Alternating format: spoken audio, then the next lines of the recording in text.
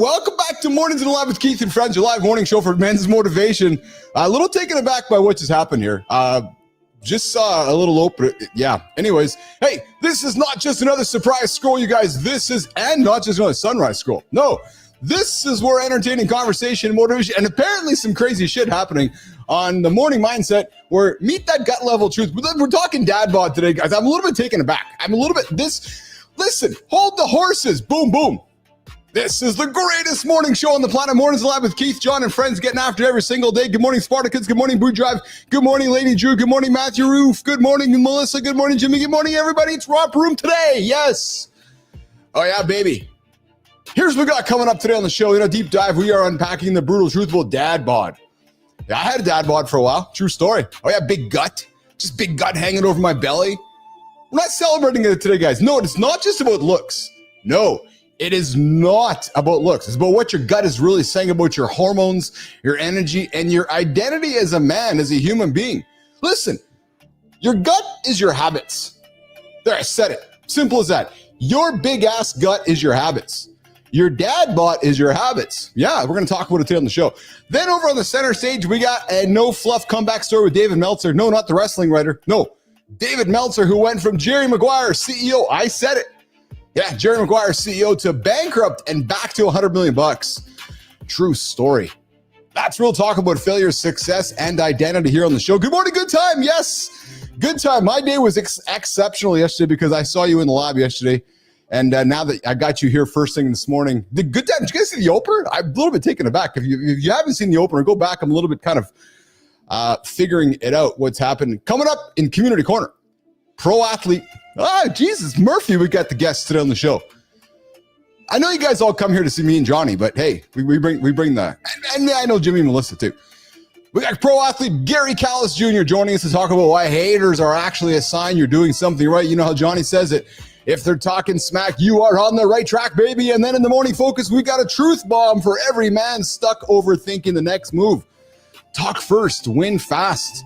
The secret power of live conversations. If you're still waiting for the perfect moment, you're already behind. I'm telling you. And in the Reloaded segment, we're here taking some spicy detour into love and biology. How sexual desire, I said it, is secretly influencing your long-term relationship. It's as simple as this. If she's hot, you're probably going to want to go hang out with her. If he's hot, you're probably going to want to go spend some time. Good morning, Miriam Gerard. Miriam from Africa this morning. Johnny, we got Miriam joining me this morning. Miriam, what is shaking? Good to see your name in the feeds. Oh, my God, that is awesome. We're talking gut health. It does. Gut health means a healthy life. Miriam, Johnny says it all the time. My co-host, Johnny, here on Mornings Live with Keith and Jon. Your gut is a representation of your habits. So if you're walking around with a big-ass gut, you're probably walking around with some pretty big-ass bad habits. That's a true story. Hey, before all that, don't hit the snooze button or you're going to be 9 minutes behind the guy who doesn't. And I invite you to like, to subscribe, and to comment, to lock in the spot on the accountability train right here on Mornings in the Lab. And guys, you saw it at the beginning there. This is an R-rated experience. So apparently with that opener there, put the headphones on. Yeah, true story. Just put the headphones on or tell the kids that there might be some bad language coming up on the show. So hey, listen, strap in. We're going 30 minutes full in the 30-minute morning loop, the brand new 30-minute morning loop coming up today on Mornings in the Lab with Keith and Jon and friends and Jimmy. Let's get after it, man. The gut check is real, and so is your chance to rise. Let's get it, brother. Oh, Keith, I've been waiting for this damn show to get started. I hear you have someone famous on the show. Finally. What the hell is that? I don't know. What was that, brother? Johnny, it looks like my mom. I'm telling you, man, I've been teaching the team here these AI tools. And I don't know if you saw the opener today, but it looks like there's this, I don't know. I honestly don't know. I'm a little bit, I got a word for you today, flummoxed. Hold on, sorry, my mic was over there. What did you say? Flummoxed. I don't even know what the hell that is. What the hell is flummoxed? I don't know, man, but I think it's a word for me today. I'm a little bit taken aback by all these folks popping in here. These AI humans. I got my mom and her I love no name. My mom used to work in the grocery business, so I guess she strapped on the old yellow no name hat here today to have some fun with us. I don't know, man. It's just got a crazy shoot. but that's fun. That's some fun stuff. So how are you, brother? How are you today? I'm excited about today. How was your lift yesterday? I was. Oh man. Yeah. It was a doozy. So killer lift. Yes. Then Terry and I go and when we play pickleball. I know you did. Dude, my legs were cramping like a mother. It was like, but it's just a cramp. You know what I mean? It hurts, but she loves it. I can see how much fun she's having, so I'm just gutting it out, dude. I love it. I love it. Funny enough, dude, check this out. About 5 minutes in, the cramps literally went away. Oh yeah. It was like fucking great. Yeah, the muscles get tired enough and they just stop trying to hold on. Yeah. I kept playing pickleball. Then we went to the gym. We had a great day yesterday, man. And then I asked her when what does she want to do, because we was talking about the late morning, and she didn't really answer. She just kind of looked. She just looked at me and kind of put her head like this. I was like, okay, I know exactly what she wants. It was a great day front to back, brother. I can't tell you. Johnny's living longer today. I love it. Johnny's living longer today. Hey, Johnny. Imagine being the guy behind Tom Cruise's Show Me the Money moment, making over $100 million and losing it all. Coming up on the show here today, David Meltzer going to hang out and with he'll probably tell us that was the best thing that ever happened to him. Yeah. You know what? You're going to love this dude, man. I did a little bit of research. Systems, stacking on systems, managing, calendars. And this guy's all about saying that instead of doing a 30-minute meeting, I'm going to do a 20-minute meeting. Instead of doing 19-minute meetings, instead of doing 20-minute meetings in real life, I'm going to do virtual meetings. The guy has some really cool time management things that we're going to get in here today on the show. I love that. I love the time management stuff. Is like it just intrigues the shit out of me, because as we get older and we get more successful, realize the one commodity that we cannot replace is time. Yes. Yeah, that's exactly right. It's exactly right. So we got David Meltzer coming up on the show here today. And I got Gary Callis Jr. joining me in the community corner, coming up to celebrate a few folks coming up on the live. And then for the deep dive at the top of the hour, Johnny, we joke about it, right? The Dad Bod, and we wear it like a badge of honor. And I know a lot of guys, just hold on. We wear the Dad Bod like a badge of honor. I'm using the we rhetorically, right? Because I'm going to say that a lot of guys just get comfortable with it. I got you. Yeah. And I don't mean that in a judgmental way. I just mean that, I've woken up, I'm 50, and I look in the mirror and I'm carrying this body, this gut, this, and I'll use your word, but I don't feel good about it. And that's the key word, right? Because that Dad Bod has come to life because of accumulative bad habits. And I just thought I'd throw it on the table today for us to talk about it and maybe inspire through awareness, Johnny, like we do here in the show. Maybe somebody in the show to say, you know what? Something John said or Keith said, maybe I should do something about this. So we're going to talk about the dad. It's not a badge of honor, man. I mean, when it comes down to it, you got to take accountability for everything in your life. Yes. It's literally, everything. And when you do that, your life will change. Yes. But if you lay up and you're like, oh, this is just the way it is, well, of course it's going to be that way. Well, and you can tell yourself you're okay with it, but down deep, you're not. Yes.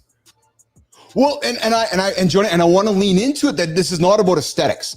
Yes, aesthetics are going to be the result of it, but guys, it's the quality of life. Exactly. I'm not going to come on this show. John's not going to come on the show and say, we're going to teach you how to get a six pack. No. Yeah. This is so not about a six pack. That's perfect, brother. Perfect. Go to a different show for that. What will happen is if you get up every single day, make good choices over time, eventually these little muscles underneath that gut might show up, and you might say to Keith and Johnny, there's actually something underneath there. But that's and even better way to say that, you're so correct, but those little muscles are already there. That layer of fat will just start reducing, and all of a sudden, whoa, what's coming out? Yes. You'll probably be able to see your penis again. There's all sorts of fun stuff that happens with this, So we're going to talk Dad Bod here in the show. And if you guys have not seen the thumbnails, and I know Johnny's been paying attention, but we've been making some really cool content with some of the new tools we're using. I'll talk about that in the third hour of the show here, but we got some great thumbnails, man. Johnny's got a Dad Bod in one of our thumbnails here today with the I can't wait to see it, dude. It's crazy. I was looking at your character, my character. Yeah. Right? Yes. So your character took a nice upgrade. That dude looks like he could go like sing on a stage or something. Right. Yes. My character, you can see he's me, but he's not quite as yoked.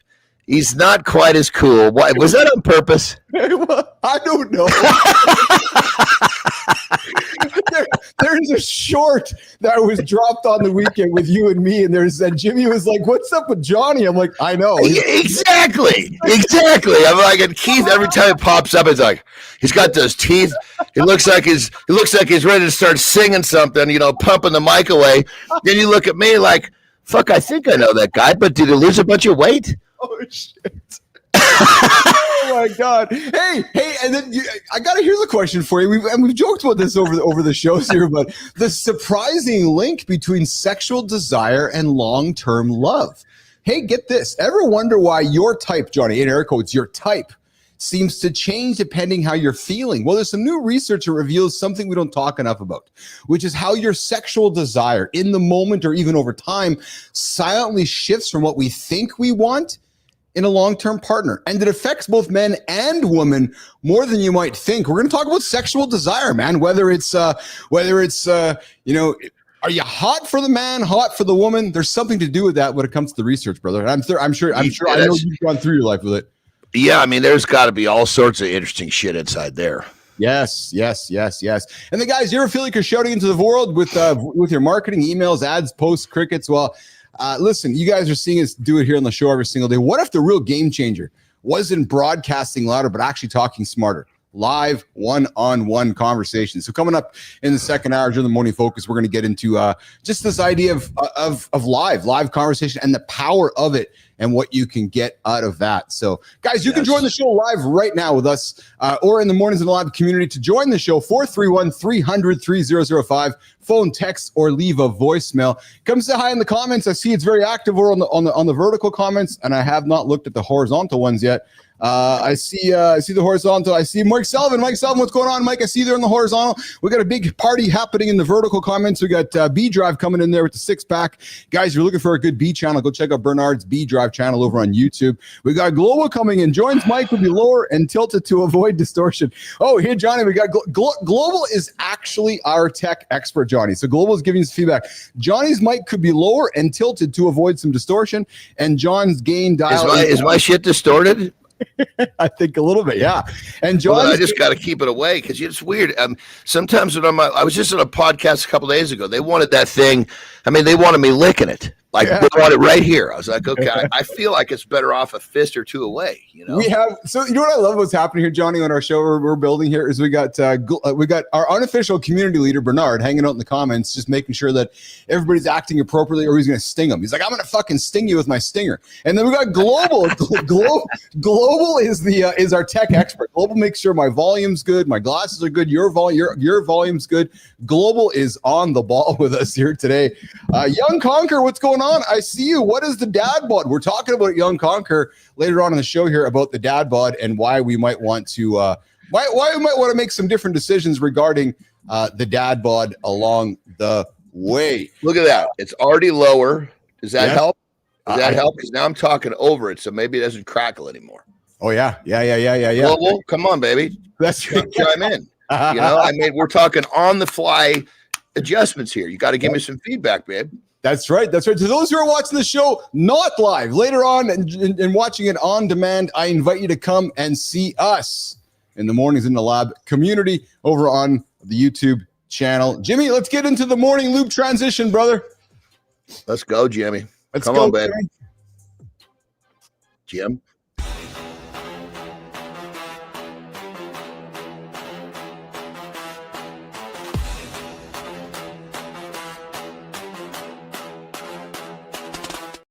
Johnny, so we're trying some new stuff here as we go throughout the week. I promise everybody we're going to get it. Oh, Global's got some feedback for you, brother. The direction of mic is horizontal, tilt back 1 inch.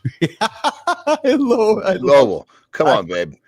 This is me we're talking about here. I don't do anything 1 inch. Jesus Christ. We learned from Johnny last week is 1 + 1. Dude, I got to say something to you, man. That is fucking brilliant. What? Oh, the 11, 1 + 1. No, I was thinking about this so much about you because I'm thinking, and there's going to be a nugget I'm dropping with this.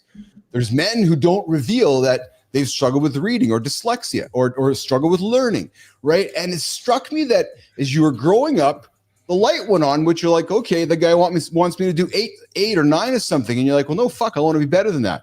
So instead of figuring out, struggling through the reading or the learning side of it, you're like, no, I want 1 + 1. I was like, fuck, that's brilliant, man. That is brilliant, because if you take that attitude, 1 + 1, always 11, you're always going to win. Always. And the funny thing was, I think about this, right? When I developed that. You're going to love this. This just dawned on me right now.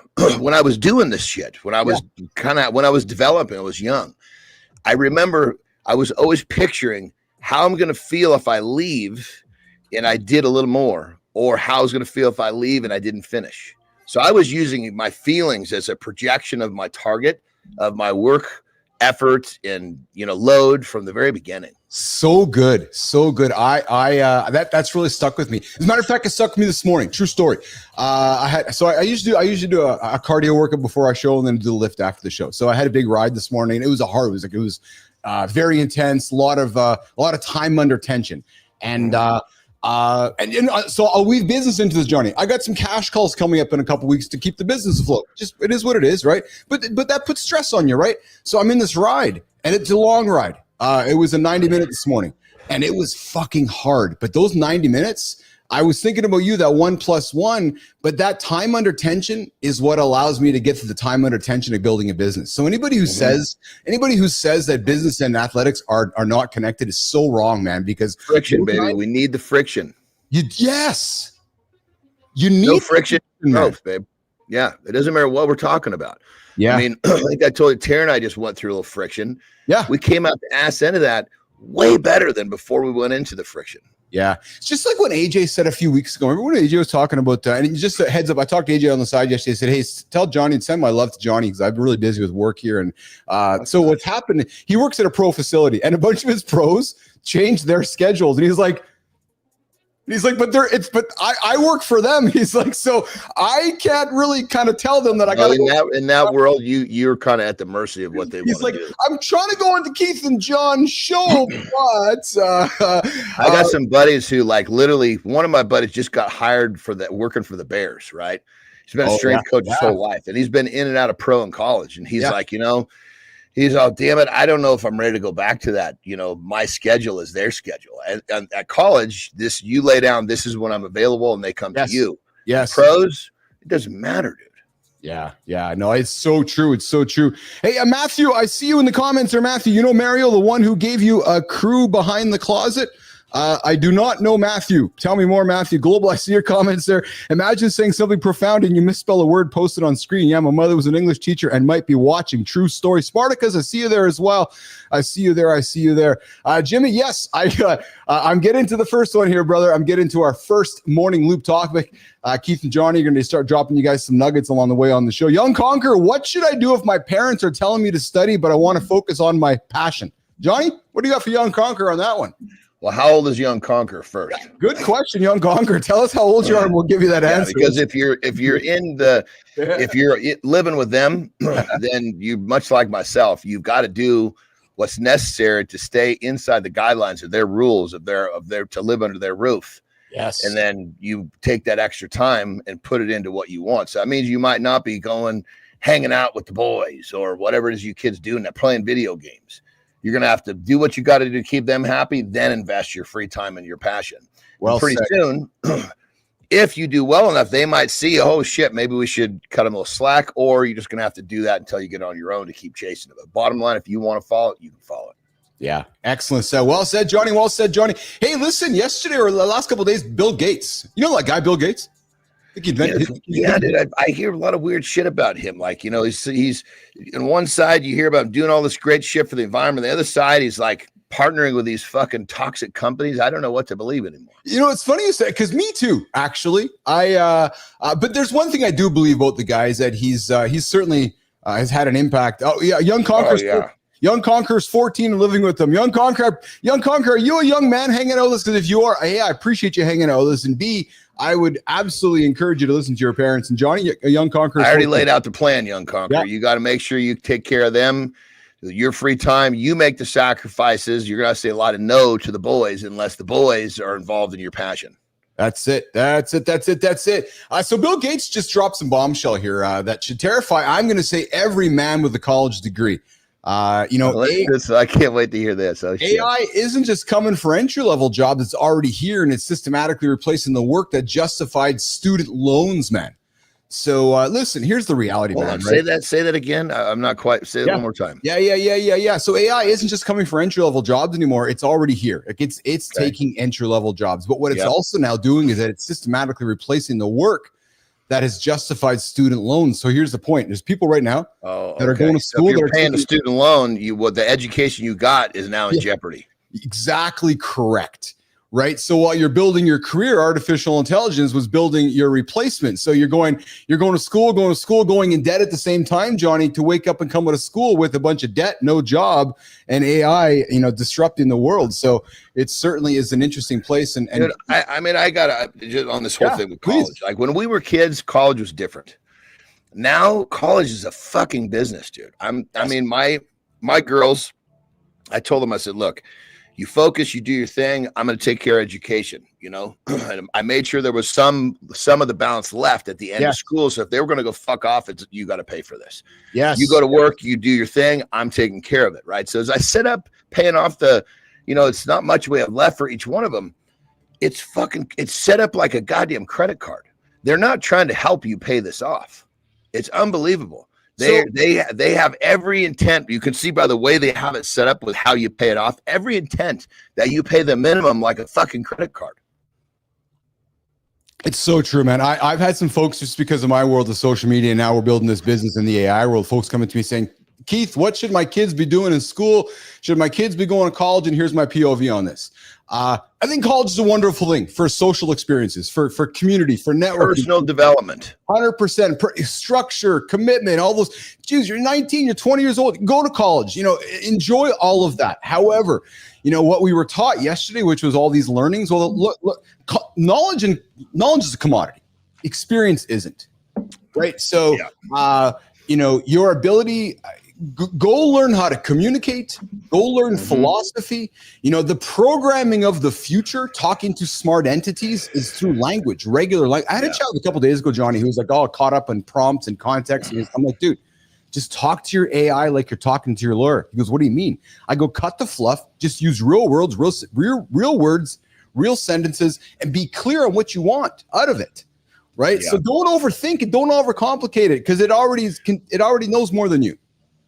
If I had to go back and do it again with my kids, what I would do is I would work harder on them early in life to figure out what they really wanted to do, because I just let them figure it out, right? Because it's their choice. But I would have been, not that I would have persuaded them, but I would have been probably paying closer attention, so that maybe when high school is over, we had a few options of what they wanted to do with their life. Then what I would have done at that point is I would have had them go learn about those things until they figured it out.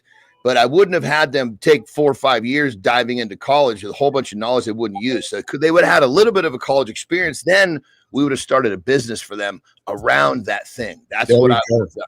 There you go. David Meltzer, I see you there in the green room, brother. I see you there in the green room on the horizontal and the vertical. You are muted on the vertical, David, so I'll get you to unmute yourself on the vertical. We're going to bring David Meltzer up in a quick minute. Guys, imagine, everybody ears up on this one, coming up, our first big guest on the show, other than Keith, Johnny, and Marty. We got the guy behind Tom Cruise's Show Me the Money moment, making over $100 million and losing it all because you forgot to protect your mom's house. Today we got David Meltzer, the real Jerry Maguire CEO, who went from sports agency legend to broke.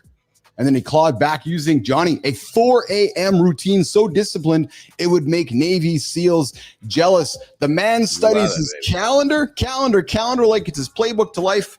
And honestly, after hearing his comeback, we're going to want to dig into this, guys. And hey, listen, nation, I see you guys all in the comments this morning. I'm loving all of the engagement. Jimmy, we're going to bring David up here in a quick second. We're going to bring. Am I supposed to piss at this transition? If you want to sneak out right now, Johnny, you do that, and then we'll come back here. We'll bring in Meltzer, and we'll have a good conversation. So, Johnny, if you want to, I want to make sure I'm tight when he's here, baby. All right, so you sneak out, Jimmy. Let's get Johnny out of here, and then we're going to get this thing rock and rolling, man. Jimmy, I'm going to do a quick little acknowledgement to the comments, and then we're going to do the center stage setup and bring in David Meltzer, Christopher Martin, and Jon Anderson back up to the lab here. And I see all you guys there in the comments. You guys are awesome. You guys are active here today. I will get to you guys as we get through the show. Young Conqueror, I see you there as well. I see your comments there, Young Conqueror and B-Drive. Hey, B-Drive, take over in the comments for me, brother, while I keep the show on the roll. Jimmy, let's run the center stage opener, and let's go with David Meltzer this morning on Mornings in the Lab with Keith, Johnny, and all our friends. What if the secret to rebuilding after losing everything isn't about hustling harder, but embracing gratitude, empathy, accountability, and powerful communication? Most men crumble when life hits hard, whether it's financial disaster, business collapse, or personal setbacks. David Meltzer rose from poverty to millionaire status within 9 months of law school, became a multimillionaire by 32, lost over $100 million, and rebuilt his life using Napoleon Hill's timeless principles. True transformation begins when you stop reacting and start structuring your daily habits. Small, intentional morning practices compound into massive life changes. Your comeback starts tomorrow at 4 a.m. Are you ready to engineer your resurrection?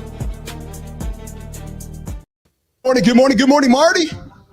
What's up, Keith? How you doing, man? Good morning, brother. We got a big guest on the show here today. We got David Meltzer, the real Jerry Maguire CEO, went from sports agency legend to broke, and then he called it back using a 4 a.m. routine. Marty, the guy studies his calendar like it's his playbook to life. Let's bring him up. David, Johnny, Marty on Mornings in the Lab. What's going on, Mr. Meltzer?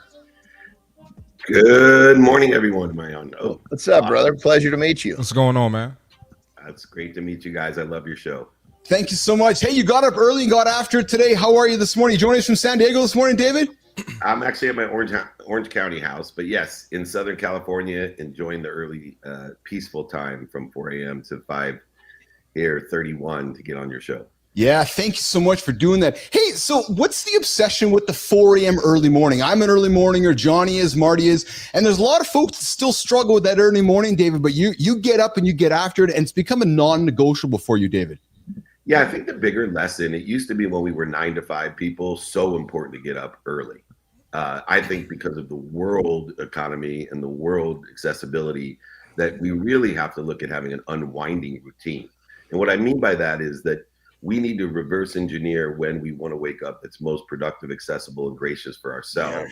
Because some guys, look, they're working in India, Korea, Japan, Philippines, wherever. It makes no sense to wake up at 4 a.m. But what does make sense is to put your mind, body, and soul in position for two things when you sleep. And it's actually sleep that's my non-negotiable, not waking up at 4 a.m.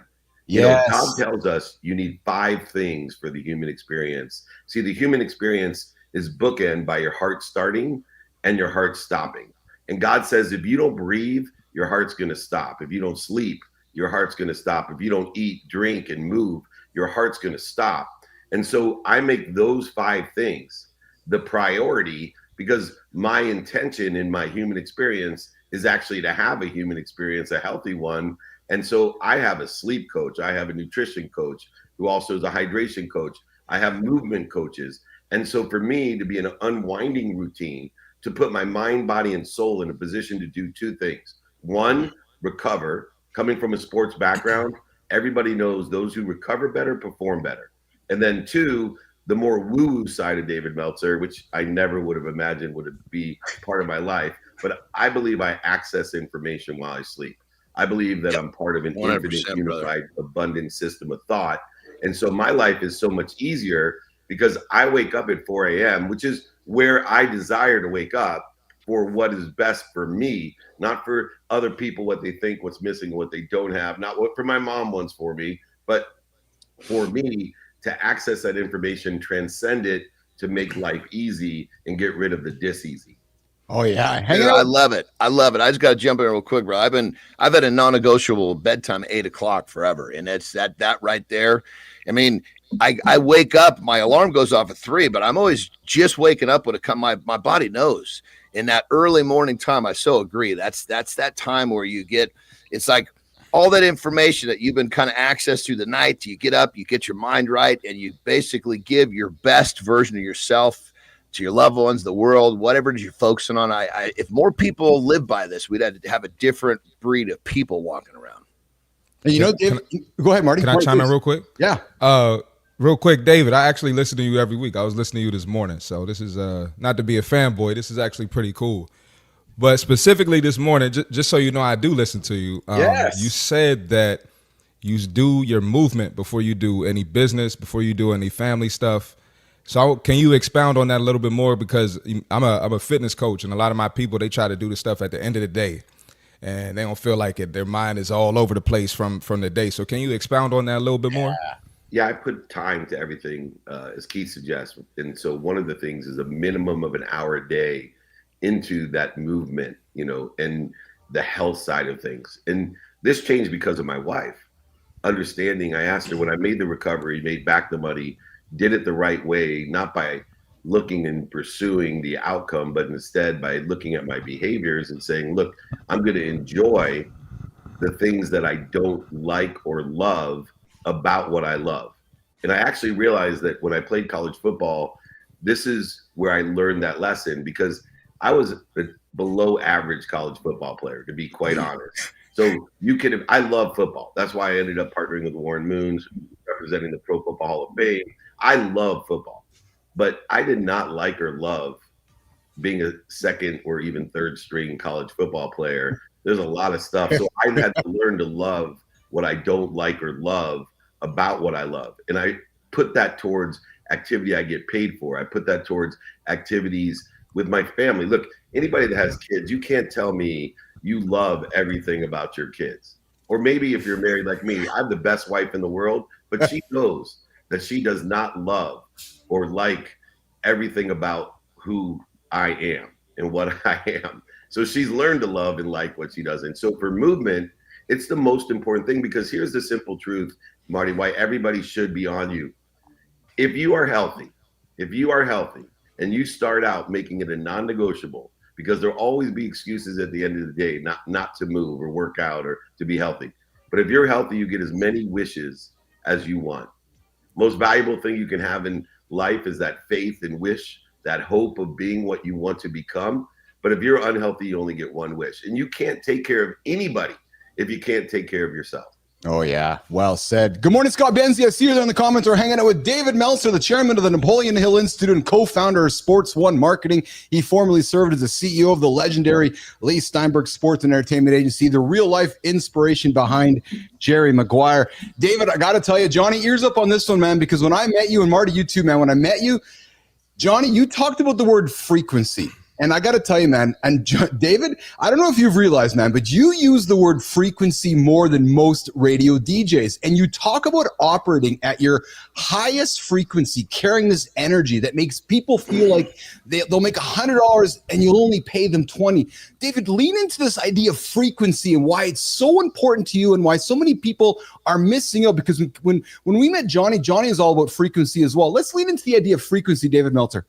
Yeah, so frequency has three components to it. One is the strength of the signal. Two is the spectrum, the breadth of the signal. And three is the clarity of the signal. We have to remember that a frequency is a vibration.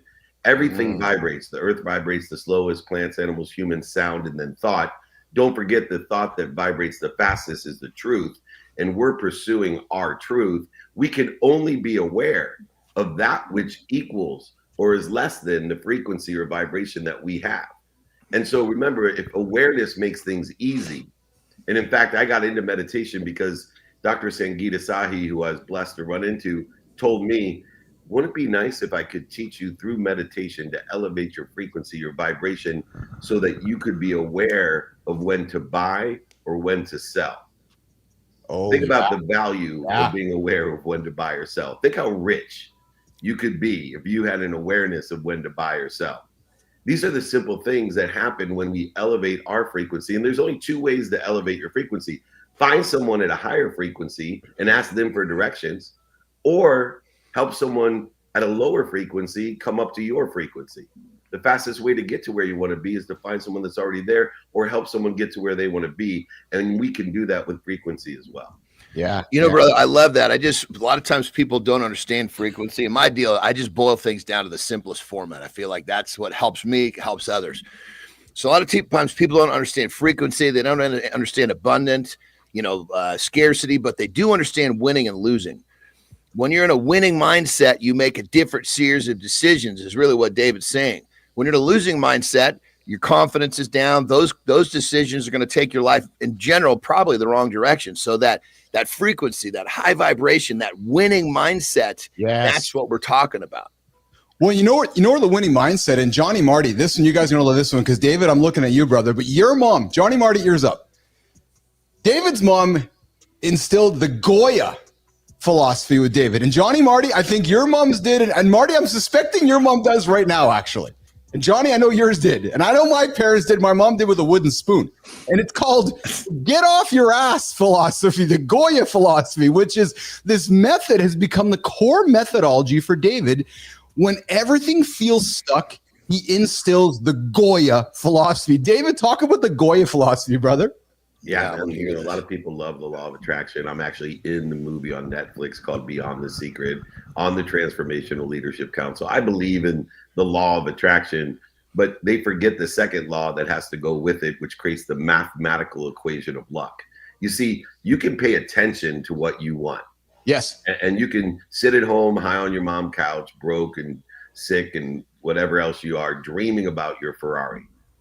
But unless you apply the law of GOYA and get off your ass and do, say, think, feel, and believe every single day, 7 days a week, in alignment with that divine direction, whatever it may be, you're never getting the Ferrari. I'm sorry. If you vibrate that quickly, you wouldn't be on earth that you could just manifest a Ferrari in your driveway by dreaming about it.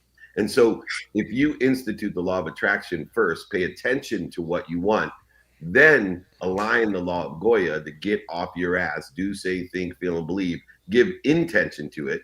This is how and why I'm the chairman of the Napoleon Hill Institute. This is why Think and Grow Rich, Outwitting the Devil, some of the seminal personal and professional development content is from 1930s. The things that Tony Robbins, Wayne Dyer, Bob Proctor, all the greats learned from Napoleon Hill. That's why I don't want that content to die. But if you pay attention to what you want, plus give it intention, it will equal the coincidences in your life. In other words, the universe will coincide with your divine direction if you institute the law of GOYA. Yeah. I love that, brother. And, again, I always like to take, and I have my own exact belief. I just basically, what I say is I am always working to be prepared for that opportunity that may be coming today, which is really what you're saying. Correct? John, you and I speak the same language, and everybody, it's so important to describe things in your own words because you resonate with other people. I resonate with other people. And to make it simple is absolutely the best thing to do. Remember, the simple things to do are simple not to do. And so we can't even make it simple, and I use gratitude, my cornerstone of my life, to teach people how hard simple is, because simple takes 0.1 seconds and it's free. And all you got to do is say thank you before you go to bed and when you wake up. And I guarantee your life will change in 30 days. I guarantee it.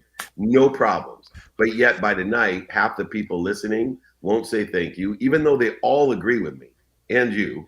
Yes. By tomorrow morning, another half won't. And by 3 days, almost all of us won't say thank you. So if you can't put things in simple terms and you don't realize the simple things to do are simple not to do, then you're never going to be able to manifest or to monetize or to materialize the desires in your human experience. Yeah. Marty. Can I ask? I was just going to say, GOYA makes me think real quick. I got a black mom. I don't know how many black moms y'all know, but she taught me GOYA at 4 years old. but GOYA, it all comes down to, in my opinion, the ability to self-assess. So you got to know when it's time to improve. You got to know when it's time to take it up a notch. Yes. And I think a lot of people struggle with that. Yes. And they don't have a mom like the four of us to instill that GOYA in them, and it moves on to your adult life. So, Marty, that's on terms of the mom. I got to say, I was like perfect example. She wasn't saying GOYA, she wasn't saying anything, but here's one of the things she did was Saturday and Sunday. Yeah, I was getting up. There was no sleeping in. I got to sleep in only if I had an athletic event the night before, because she wanted me to rest. Football game, you got to sleep in. But it wasn't sleeping all day. She was coming to get me up at 10. There was nothing till noon. But on a normal day, I was up. By the time school was actually started, I was up. Yeah, my mom's wooden spoon was named Goya. It got me off my ass every single day when it needed to. David, the other thing that really strikes me, and I found some themes that really we lean into on the show all the time, which I believe is successful, which is this idea of systems. And Johnny's success in life, Marty's success in life, my success in life has been because of predetermined systems. From your predetermined money distribution model to your non-negotiable 4 a.m. routine to your 4 core principles, you've essentially automated success by removing emotional decision-making from the equation. David, talk a little bit about the power of the system. David Meltzer.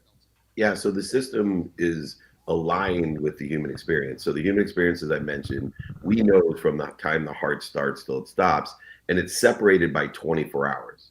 So understanding that 24 hours is a guarantee from God. You're guaranteed 24 hours a day, every day of your life, except for the last day, you're going to be cheated. So first of all, we've been given a system, a framework to play or to move or to utilize this human experience. And so what I do is create a system, number one, that's automatic, because most people fail because of circumstance that's not aligned with where they want to be or better.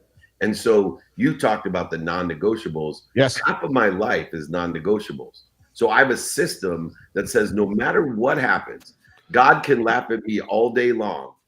It's non-negotiable that I'm going to sleep, health, family, finance, faith, the study of relativity, and the study of time. 8 hours, I'm just going to average, but 8 hours of sleep. I get 7 like John, right? I go from 9 p.m. to 4 a.m., but it doesn't matter what the sleep is.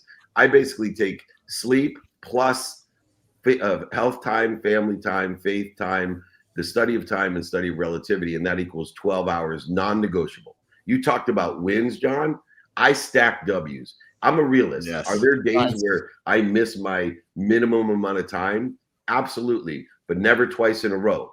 Yeah. One time is an exemption, twice is starting a formation of a behavioral habit. My systems that are created by the unconscious and subconscious competencies that I have, those are automatic.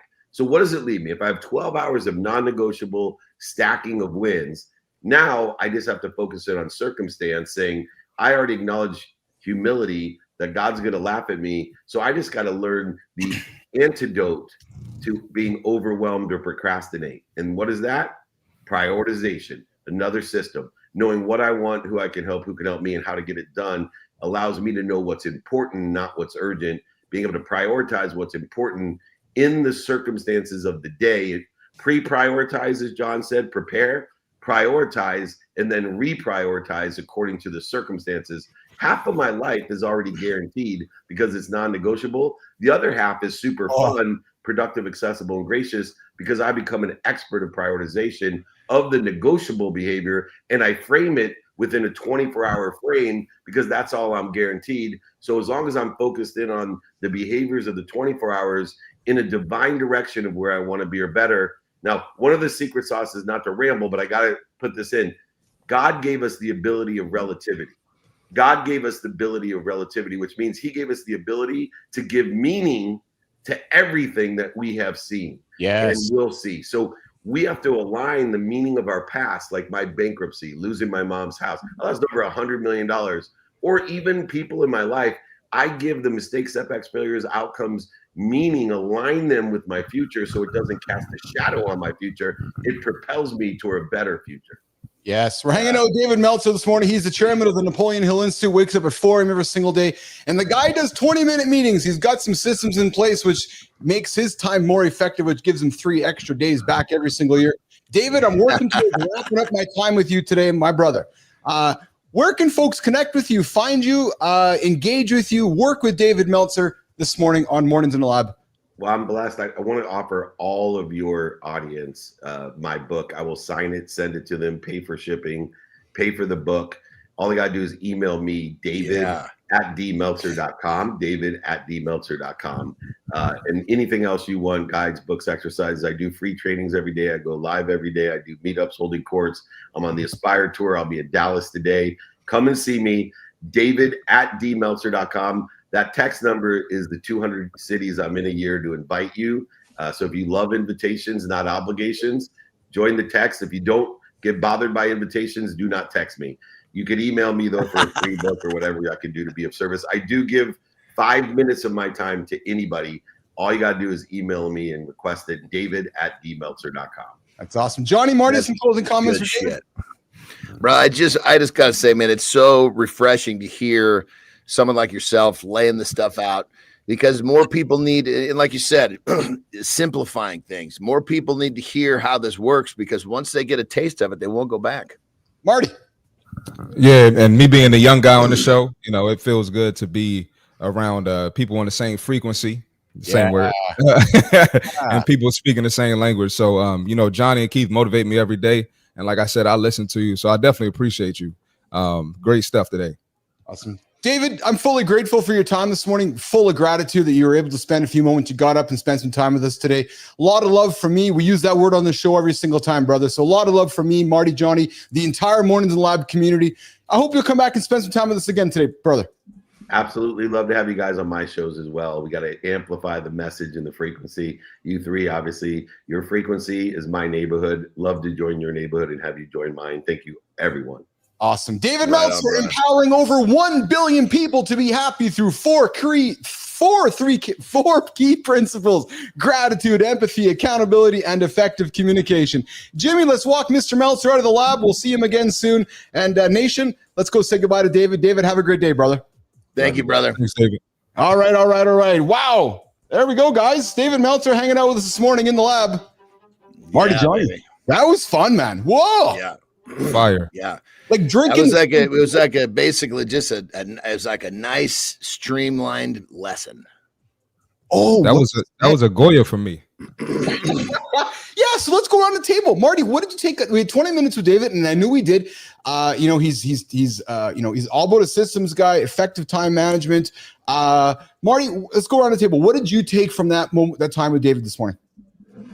You know, when I had asked the question about his why he does an hour of working out or some type of movement before his day, and the first thing he mentioned was his wife. So me being a younger guy and you know, aspiring to be married, I'm not married yet, obviously, but I'm seeing how, you know, successful guys can prioritize business and you can prioritize family too. And so that's probably what stuck out to me the most. Like I said, I listen to the guy every day. You know, some of the stuff I heard him say a few times. You know, but that's what stuck out to me the most. That's awesome, Johnny. What did you take from that experience with David? Honestly, it tells me, hearing somebody like him. I mean, he's advanced for sure, but it makes me feel good to hear him talk, because like he said, we're speaking the same language. So it just lets me know that I'm on track. I just got to keep doing my thing and developing systems and protecting my time. It's just refreshing to hear someone that gets it that deep, because I'm not going to say I get it as deep as he does, but I'm in the same arena, so to speak. And it just tells me that I'm all of my hard work and my focus is serving me in the way that, you know, I guess that's it. It just tells me I'm on the right track. Johnny, me too. Marty, me too. What I took from it was just another reminder that there's no rocket science. There's no magic pills, no magic potions. It's these principles that many of us struggle at with life. But yet when you boil it down, if we can find a way, like I like what he said, right? He's like, okay, so 12 hours of my day, he already said 12 hours of my day are on non-negotiables. So after that, he's like, I got 12 hours to fill with fun and fill with things that are going to move my life forward. Like, what a mindset shift. When you can wake up knowing half your day, Johnny and Marty, is actually taken care of by non-negotiables, so you'll live longer. Like, dude. Brother, and those non-negotiables so for me, I don't, yes, I totally agree with that, but I look at the system that supports the non-negotiables. That's what I mean. Yeah, but that's what I mean. It's like there's no distractions, no confusion. Like, okay, he wakes up and goes, okay, I got 24 hours, 12 of them are taken care of. These 12 will make me live longer for my family. Boom, period. Cross them off. Now I got 12 left. That's it. Just 12. I can't make up 13 or 14. Like, I love that, man. Yeah. Well, I mean, it's, for me, with the simplicity of what I need to be successful, and I break it down to the simplest thing, like I'm done with my shower. Each leg gets 3 pumps of lotion. Upper body these are the things, right? I don't, a lot of times people will look at like a shower as a hurdle, like, oh, I'm too tired to Yes. take a shower. It's just a simple execution. I don't have to. I never have a roadblock of things like this because it's all predetermined. And you know what he also said too, Marty, Johnny, was that we had a chat last week about Warren Buffett's longevity schedule. Remember, and he eats all his bad food. But Johnny has one non-negotiable: sleep. Same with Meltzer. And when he said that, I was like, that was another one too. Like, yes, when I hear people talk about, I always mentioned Dan Martell. He says, if you would do one thing, you have a set bedtime and you stick to that, you will find success that you don't find without it. And it just, to me, that's just the sin. And then to hear David come on and say the same thing, you know, and he's like, literally, he was like, I'm 9 to 4. John, what that, like, this little thing rang in my head. Yeah. I'm 9 to 4. John's 8 to 3. Like, it's just a simple shift where that's the stuff that tells me, yes, I'm not letting fucking shit get in front of my bedtime, because keep in mind, we live in a world where all these things are constantly challenged. Yes. Yeah. I didn't have time to ask him this one question, but Marty, I suspect if I would have asked him the one common denominator amongst all the high profile humans he works with, I'm going to think it's probably sleep. Would you guys suspect that too? I would. Yeah, think so. I would agree with that. You gotta have a certain, in his line of work, you gotta have a certain level of energy.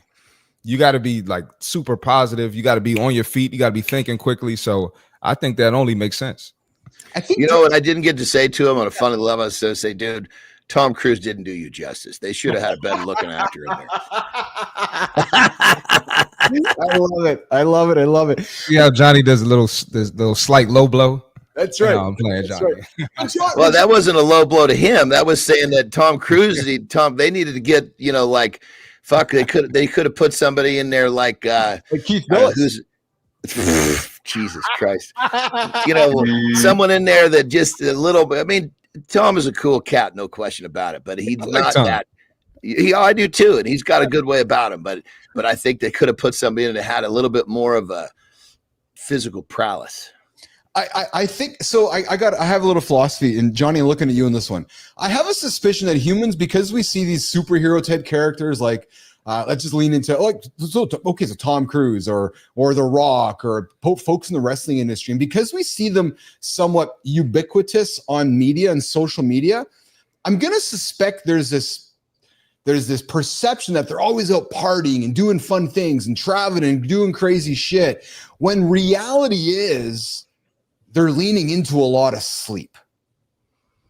Would I be correct? Dude, I mean, here's the thing. I mean, there's no question when you're on the move and you're in demand, that, you know, they're going to try to suck every moment out of you. You have to try to find a way to stay on top of taking care of yourself. And there are going to be times where you perfect example. There are going to be times where you're like, when I was wrestling, there was periods where I was hot. So I was fucking going everywhere. And there were times when I just literally, there wasn't enough time to sleep. I'm sleeping, you know, on airplanes. I'm sleeping waiting for airplanes. I'm sleeping in the locker room.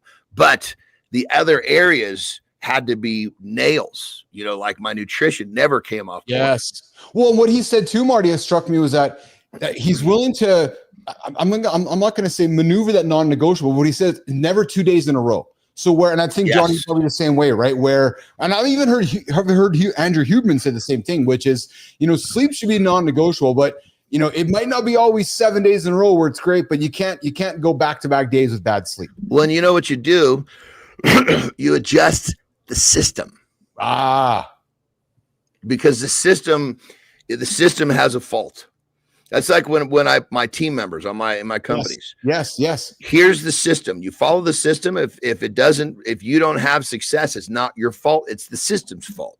You don't follow the system, it's your fault. You don't follow the system too many times, I have to replace you. Yeah. Good morning, everybody. What is MITL? It is Mornings in the Lab. We get after it every single day here at 7:30 Eastern Time with Kindness Rising. Matt Roof gets after it on the Mornings in the Lab live network. And then at 8 o'clock Eastern Time, we get started with myself, Johnny, and Marty, and guests like today, David Meltzer. And we got an extended 3-hour show here today, guys. On a moving forward basis, the third hour has been added inside the AI Lab with myself, Keith Billis, leaning into it, baby. AI, getting it. and so forth. Exactly. All right, we're coming up to the top of the first hour. Here's what we're gonna do. Marty, I'm suspecting you're rock and rolling out of here, brother. What do you got going on today, brother? Yes, sir. Rocking and rolling. You know, just another day. I'm gonna get my workout in. Got a couple meetings. and we're gonna keep this thing going, man. Bootstrapping, as Keith would say. Yes. Look out for mom over your shoulder with the GOYA, the wooden spoon there, chasing you. Yeah. Even at 32, she's still GOYA. I'm serious, man. There were a few spatulas and wooden spoons busted on little Keith's ass over the years. On I can believe it. Oh yes, they're absolutely. Well, Mark, check this out. There's an evolution to this, right? Because you're going to get so good and you're going to go so hard at what you're doing. It's going to go the other way. Now, then you're like, my mom is always on me to make sure that I'm getting enough rest because, that she influenced me to work hard, but the influence went so well. Now she has to use her influence trying to slow me up. So my guess is that at some point your mom's going to realize, holy shit, this young man is going so hard. I better influence him to take a deep breath. Part of the evolution, brother. There we go. No, it's literally happening now as we speak. There we go. There we go. You need to sleep on Saturdays. You literally told me that the other day. Yep. That's perfect. Isn't it crazy how the evolution goes? Yep. No, you're right. Mom's taking after Marty. All right. Okay, listen, here's what we're going to do. Marty's going to walk out of here. Johnny, we're going to do the lifestyle tip with you. And then when you get off stage, you can go do a reset. Then we're going to reset the second hour. How's that sound, brother? Let's go, babe. Let's do it, Marty. Take care, brother. Yes, Jimmy, see y'all tomorrow, man. Look, my brother. Sir. You too. Yep. All right, guys. Let's do it, Jimmy.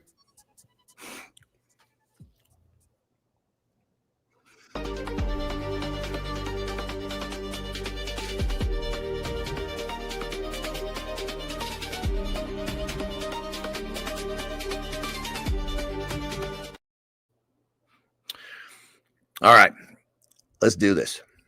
So many of you guys may know, most of you probably don't know that I've actually got a degree from college, major in theology, minor philosophy. People often ask me about my philosophy and what did I learn? And really what I explain to them is it's not about the studying of the different philosophers. It's about developing a philosophy of life. Now, my philosophy of life is simplicity, systems that support my simplicity so that I can move forward, so that I can have success, my own definition of success. You all have your own definition of success. So what I'm getting at is this: develop your own philosophy of life. Understand what it is you want to achieve, understand what it is you need to do to achieve that, and create some systems that will support your philosophy of life. Now, you have goals, and they're great. You need those goals, but you're only going to be as good as the systems that you have in place to pursue those goals. What are we talking about? Your philosophy of life.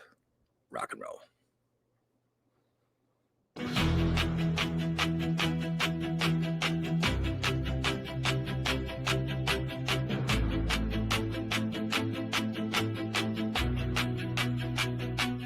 All right, good morning, everybody. If you're just tuning in this morning, we ripped the truth with David Meltzer in the first hour.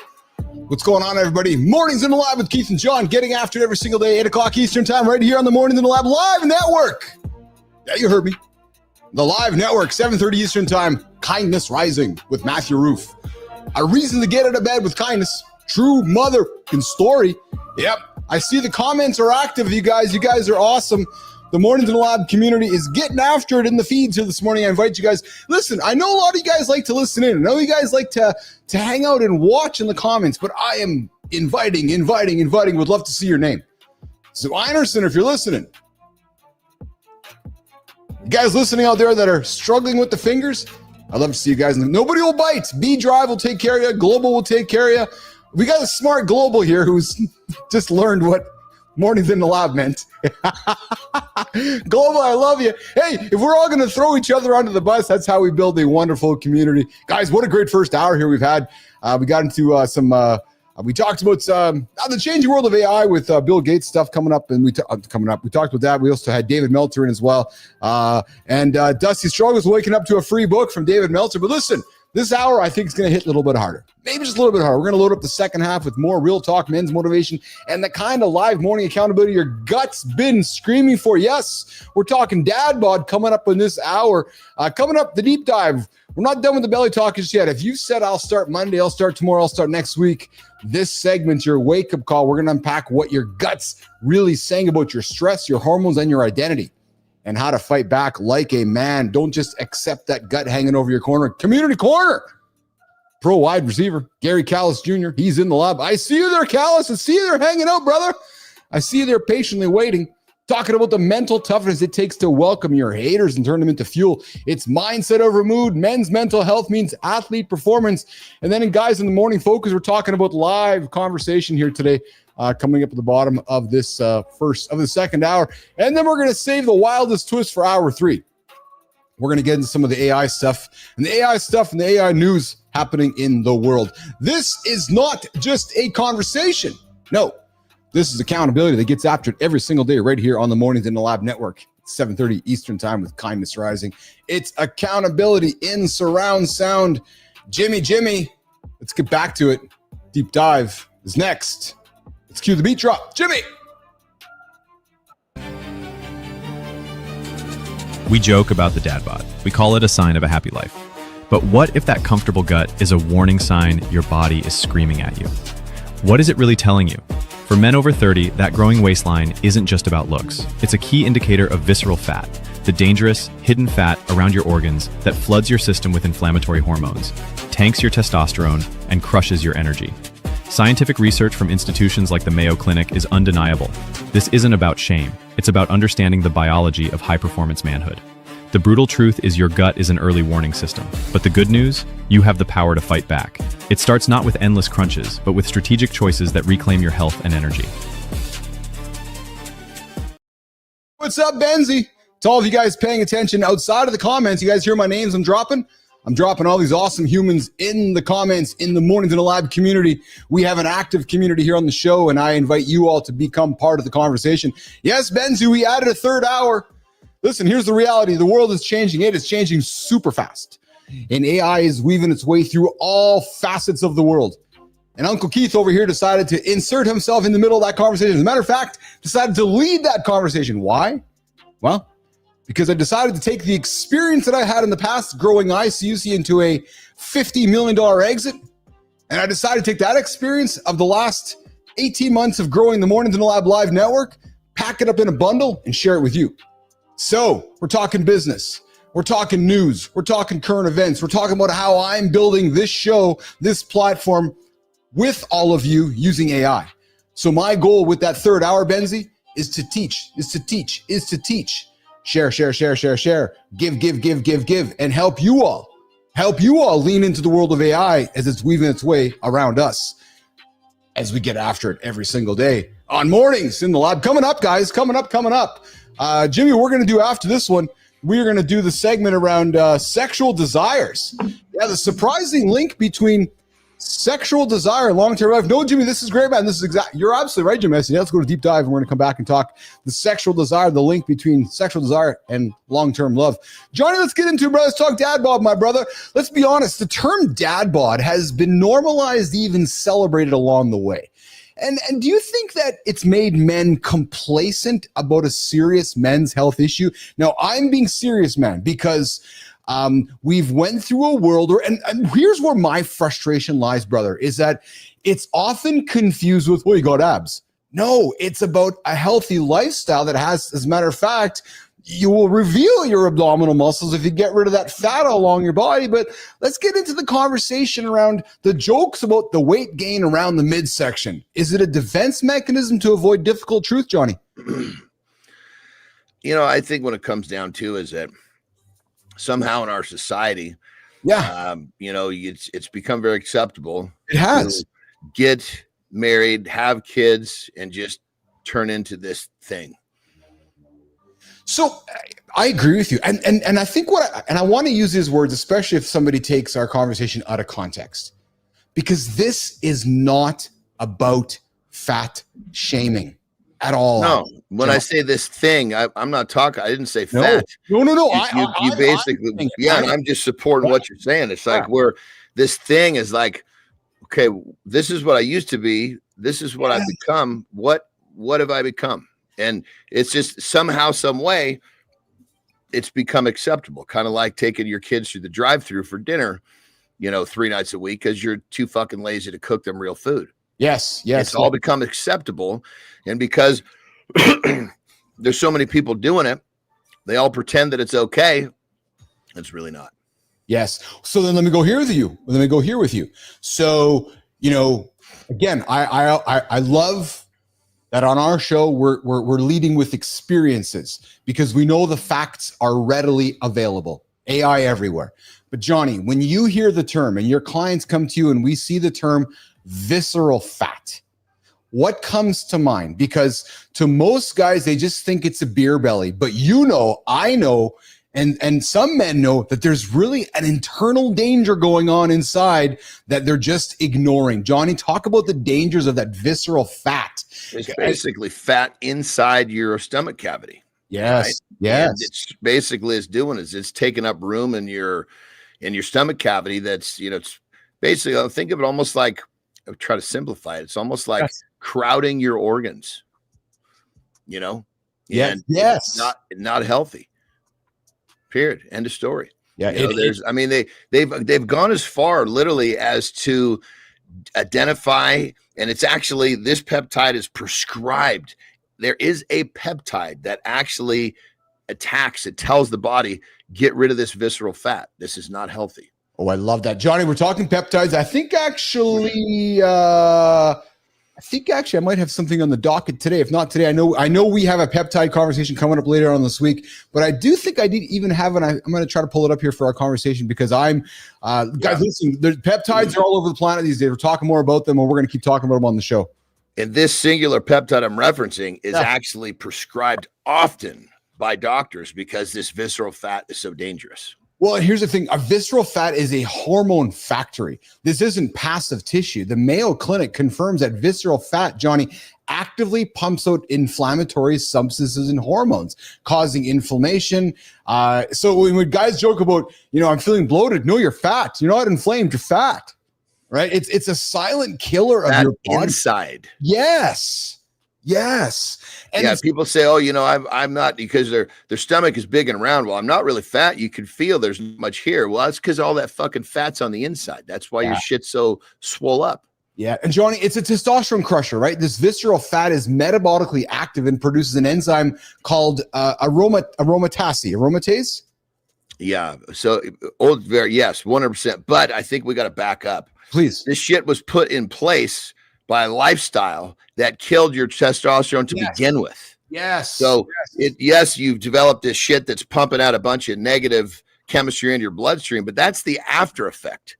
Yes. The primary effect was your lifestyle would shut down your natural testosterone to begin with, or lowered it a ton. And that's basically that lifestyle. A, lowers the testosterone. B, develops the visceral fat. Now C, now the compounding effect is this visceral fat is sending out a bunch of nasty shit that's even worse than having your testosterone low. Well said. And guys, you can't crunch it away. Todd Rod, what's your question? I see your question. I see you got a question. That's very good, brother. Say that again. You can't crunch it away. What he's saying is you sit-ups are not going to fix this. Yes, I want to talk about that in a quick second. Todd Rod, what's your question, brother? B-Drive, thanks, brother, for being my eyes. And Gary Callis Jr. is in the comments. Jimmy, if Gary Callis is ready, why don't we bring Callis into the conversation, man? I think we can have some fun with Callis. If he's sitting back there and ready, we'll introduce him to Johnny as well. And we'll bring Gary Callis into the conversation here. But we're talking about you can't crush it away. And this is the huge misconception. And guys, there's tons of media, social media experts saying, hey, you can do 1,000 crunches and get rid of it. No. Johnny, where is it changing, brother? Yeah, it's there. There's no such thing as a stomach exercise that's going to reduce this. What's going to reduce this? And at that point, once you've got it, it's not just your diet. Yes, that's a huge piece of it. It's your sleep. It's your movement. When I say movement, I'm not talking about going to the gym. I'm talking about blood flow. I mean, I have clients that literally, I start them off with, okay, you're going to eat, you're on an eating schedule, a drinking schedule. Now we're going to stack one more habit. You're going to go for a 5-minute walk every time you eat. I just need just blood flow throughout the day. Fucking changes the game. Yeah, exactly. And it's just funny because Johnny was in my head here, the actionable items. And Todd, I love that you took the energy to write that awesome question. That's just the best question you can throw out there, especially when you go. So let's Todd. I know you're smarter than that, and I know you got a better question. B Drive, we know Todd's got a better question than that, so we'll wait for Todd's better question. But Johnny talks about the actionable ways to do it. Win the morning, get up, start your day with some protein, start your day with some movement, and get some non-negotiable sleep. So here's the thing, Johnny. Everybody wants a quicker answer, though. Everybody wants a shortcut. 100%. You know, and here's the thing. Yeah. So with this condition of visceral fat, there's a fucking host of other shit that will show up. Perfect example. Like, how many times have you heard someone talk about restless leg syndrome? And nobody really knows how to fucking get rid of it. Right? You prescribe fucking pills for it and blah, blah, blah, blah, blah. And okay, you prescribe this pill. Well, you give some fucking guy tranquilizer, of course, is going to fucking mellow out. But now you got to give him something else to wake him up. Well, I can't tell you how many people I've helped cure that, or I shouldn't say cure, manage that problem, because realistically, the cure is to live a lifestyle in a way that makes it go away for good. But that 5-minute walk after meals, I can't tell you how many people that has helped tame restless leg syndrome. Johnny, let's meet our next guest. We got Gary Callis Jr., who was supposed to join me at the bottom of the hour, but I see Gary actively involved in our conversation, and I'm thinking that Gary has something to say about Dad Bods. Gary Callis, Jon Anderson. Gary, welcome to the show, brother. Gentlemen, how the hell are we doing? What's up, brother? Dude, another day alive, man. I can't complain. Yeah. Where are you joining us from today, pal? So I'm in Richmond, Virginia. Nicely done. So you're hearing our chat about Dad Bod. And I know we're here to tell you about a bunch of other things. We're going to get to that in a number of minutes, but let's stay in Dad Bod, brother. When you hear about Dad Bod and you see guys around, your circles and so forth, we're not talking vanity. We're talking health around Dad Bod. Gary Callis Jr. So when I think Dad Bod, back when I was a teen, so I just turned 30 a few days ago. Okay. And so with that in mind, I think back to where I was in middle school. I was 170 pounds. I was bloated. I was fat as shit. And it was because I wasn't moving. I wasn't getting active. I wasn't getting after it every day. Yeah. I'm sorry, man. When somebody just calls himself fat as shit, that's just... I mean, that's honesty, real, babe. dude. Like, that's honesty, babe. That's what Johnny. That's why I fell in love with Johnny, Gary, because Johnny's like, "Oh yeah, I was just a fat son of a bitch." And I'm like, "Oh, I like that." I was just a legitimate fat fuck. I didn't have any motivation. Like, all right, yeah. And it is what it is, babe. And with that, like, I've always had, passion for fitness, martial arts, all that good stuff.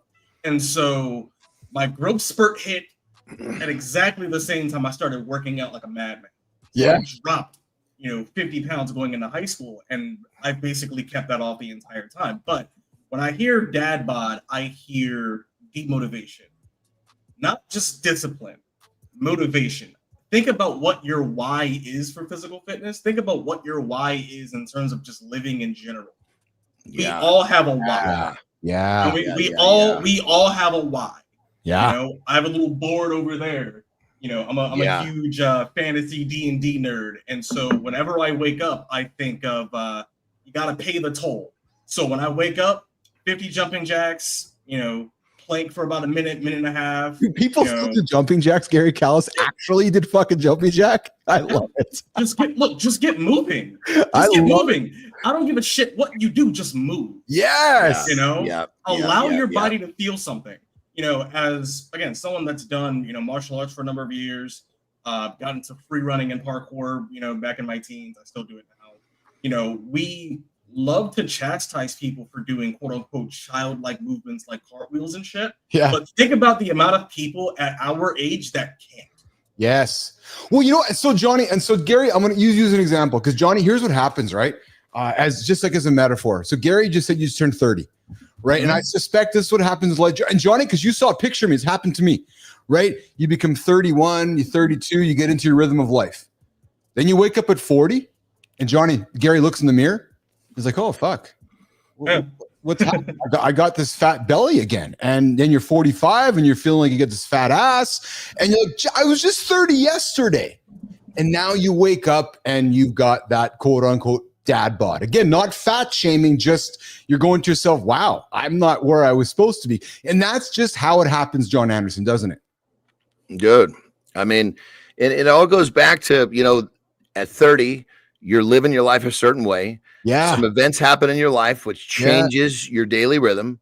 That daily rhythm stays in place long enough to you develop into this thing, as I said before. Yes. And thing is just, it's body, mind, and soul. It's that creature that's kind of given up and justified his lack of effort. Yes. Well, on the other side of it too, you know, it comes into a moment where you start feeling like a supporting character in your own narrative when it comes to life. You know what I'm saying? You become kind of like your own player too. Things happen in life where you feel like it's outside of your control and you're demotivated. You don't feel the need or want to do something anymore. But in terms of men from a mental health standpoint, don't be afraid to put yourself first. To be true to yourself, you need to have the capacity to disappoint other people. And if that means that you're going to take a few minutes out of your day to move and that might piss somebody off, well, I don't need you around me anyway. Fuck you. Yeah, well said. Well said. Hey, Johnny, I want to introduce you to Gary, man, because so Johnny, I know you're a golfer. We'll get this. Imagine I see the finger golf. The what does it say? Finger golfer. Yeah, I'm curious to know. Fling golf, dude. Check this out. Fling golf. Excuse me. My eyes are not serving me this morning. Finger golfer. Fuck. We just want to be in your life, Keith. What? I thought you loved AI, Keith. Are you afraid to tell everyone your secret, Keith? What the fuck was that? I don't know, man. I don't know, dude. What is it? That's that guy that looks like he could be climbing on stage. Where's my cool AI thing, dude? I don't know what the hell that was, Jimmy. I don't know what the hell's going on with the buttons there, but that was fucking weird, man. What's up, batshit crazy? I'm just a little bit. I gotta say something about Gary though, Johnny. Gary, can you go side profile, man? Let me see your that.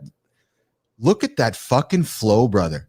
Oh my God. I might be in love with that flow. I'm kind of disappointed that you have the headset on because I'm thinking it's a rock and roll flow, isn't it? Like it's just fucking massive, eh? Oh, dude, it's nice. It's taking me 12 years to grow this. Yeah. 12 years. That is so awesome. That's so So awesome. let's go back to my lack of vision this morning. So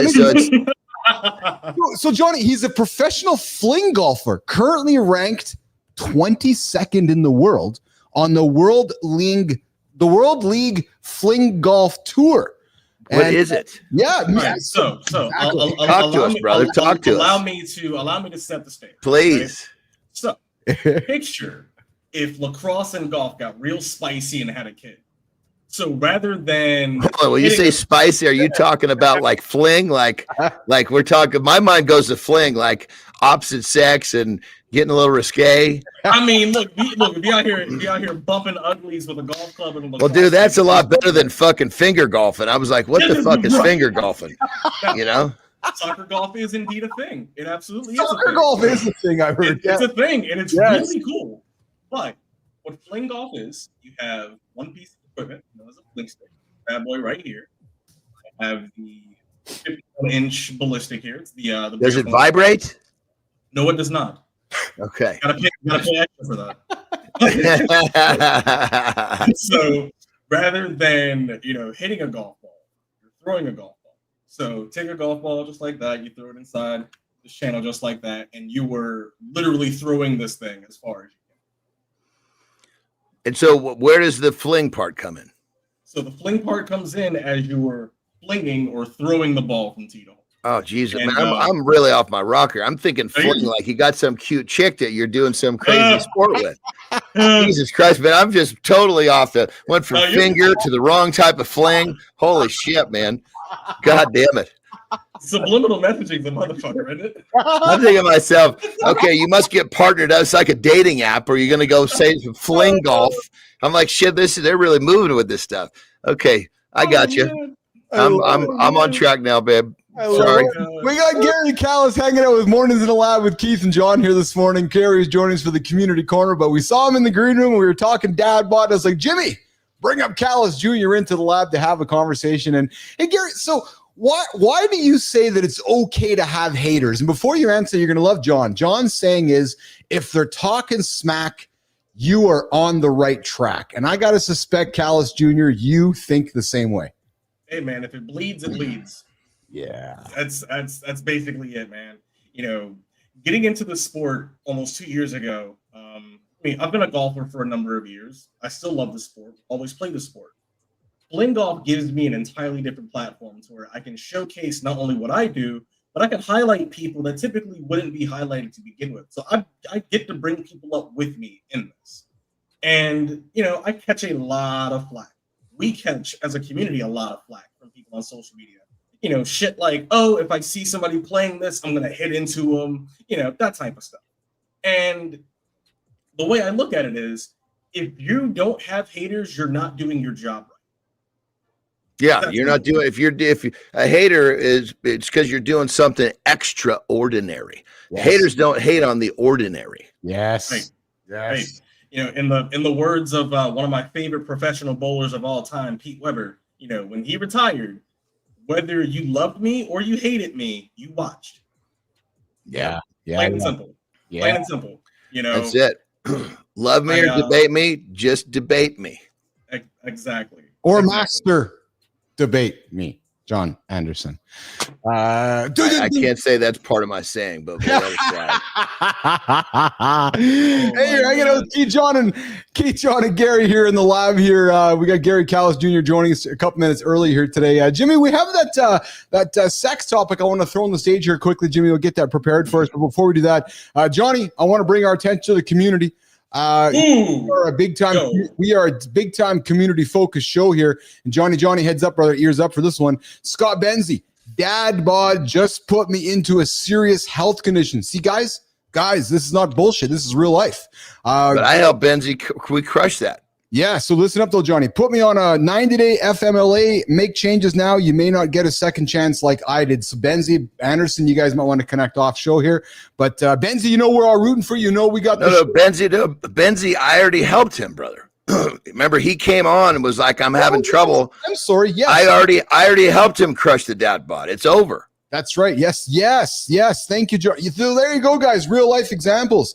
Jon Anderson helping Scott Benzie here with his Dad Bod situation on the show here. All right, so Jimmy, let's get. I had one last quick topic before the surprising link. Gary, stick around for this one before we walk Johnny out, and then you and I are going to keep the show going with the community corner. The surprising link between sexual desire and long-term love. You ever wonder why your type seems to change depending on how you're feeling? Well, new research reveals something we don't talk about enough: how sexual desire in the moment over time silently shifts what we think we want in a long-term partner, and it affects both men and women more than you might think. Jimmy, let's run it, brother. What if the moment you feel attracted to someone, your brain is secretly rewriting everything you thought you wanted in a lifelong partner? You've been there, making relationship choices that seemed right in the moment, only to wonder later why you prioritized all the wrong things. The frustration of feeling like your own mind is working against your long-term happiness. Groundbreaking research is revealing how our internal emotional states create dynamic shifts in what we value most. Understanding these hidden influences gives you the power to make relationship decisions that align with your true values, not just your momentary impulses. It's time to take control of your relationship destiny. So partners, Johnny, I'm starting with you, brother. Before I get to it, though, I was working on this yesterday, and Lauren was talking about our chemistry and our friendship, and she's like, I can't believe you guys have never met in person, but you guys are like pen pals. I'm like, what the fuck? Pen pals? What is it, 1964? Pen pal. Yeah, I don't write well enough to be one of those guys. All right, John, do you remember your first list? And Gary, I'm coming to you next with the same question. Johnny, do you remember your first list for an ideal partner and how it may have changed over time? So your first partner, you're like, she's got to be this, got to be that, you know, physically. You're talking about literally writing a list? Or just, just in your head? Yeah, like what you were looking for with that first partner, maybe the first person you banged or hung out with, but and how? Yeah, you know what that list was? Somebody who's willing. Oh, I thought it was somebody taking their clothes off in a dance club. Is that who was on that list for you? Well, I mean, when you don't have many opportunities, well, I was a little fat fucker, you know, Jesus Christ, what the list was, somebody willing to do it. That was the list. Callis, is that you too when you were the fat fucker too? Oh no, man! Like my thought process is never gonna be someone with a body temperature somewhere in the 90s. So let me ask you guys this then. We're talking sexual desires. When you're feeling super attracted to someone, as you've went through your journey in life, Gary and Johnny, did you notice how fast that you skipped over red flags? Johnny, I'm thinking about you, brother, because you've talked about your relationship journeys over time here. I got to think there were many times you just put the blinders on to the red flags, Johnny. Yeah, I mean, there was 100%. I mean, that was, I don't honestly know what it was that made that happen, but it's very correct. I was looking at all the wrong. My decision making was based on all of the wrong fucking shit. Yeah. And just openly admitting it, just doom. Gary, well, I mean, you can't deny history. No, I know. That same mistake was repeating itself over and over, and it was finally like, holy shit, okay, this is going to be the rest of my life if I don't fucking figure this out. Hey, Gary, I got to wonder, man, have you ever noticed you got friends or siblings? I'm thinking friends in a friend circle that is suddenly dating someone that is not their type, and you're just sitting on your hands or your fingers and you're letting them make the same mistake over and over. Gary. You know what? It's funny. Had a situation where it almost feels like I'm inside of a glass box and I'm like banging on it as hard as I can, just silently yelling, get the hell away from her. Oh yeah.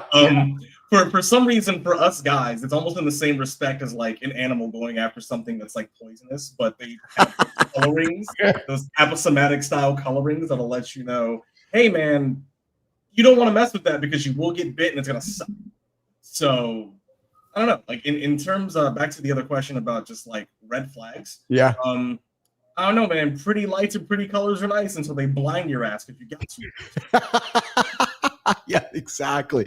Well, so why this topic matters, guys, is that, we often think of mate preferences as fixed, like attraction, like it's a checklist, but science has been telling you. Oh, it evolves, flat out evolves. You're so right, Johnny. 100%. I mean, like when I met Terry, I was at the point where I was like, okay, what I'm looking for now, I mean, granted, she fit the bill for a lot more than I was looking for, but I finally realized that, Jesus Christ, dude, what you need to be looking for is a companion that you can actually get along with. That was the most important. I'm like, I'm fucking tired. I don't give a shit how good looking she is. I'm tired of fucking having all this goddamn disagreement and friction. I'm done with that.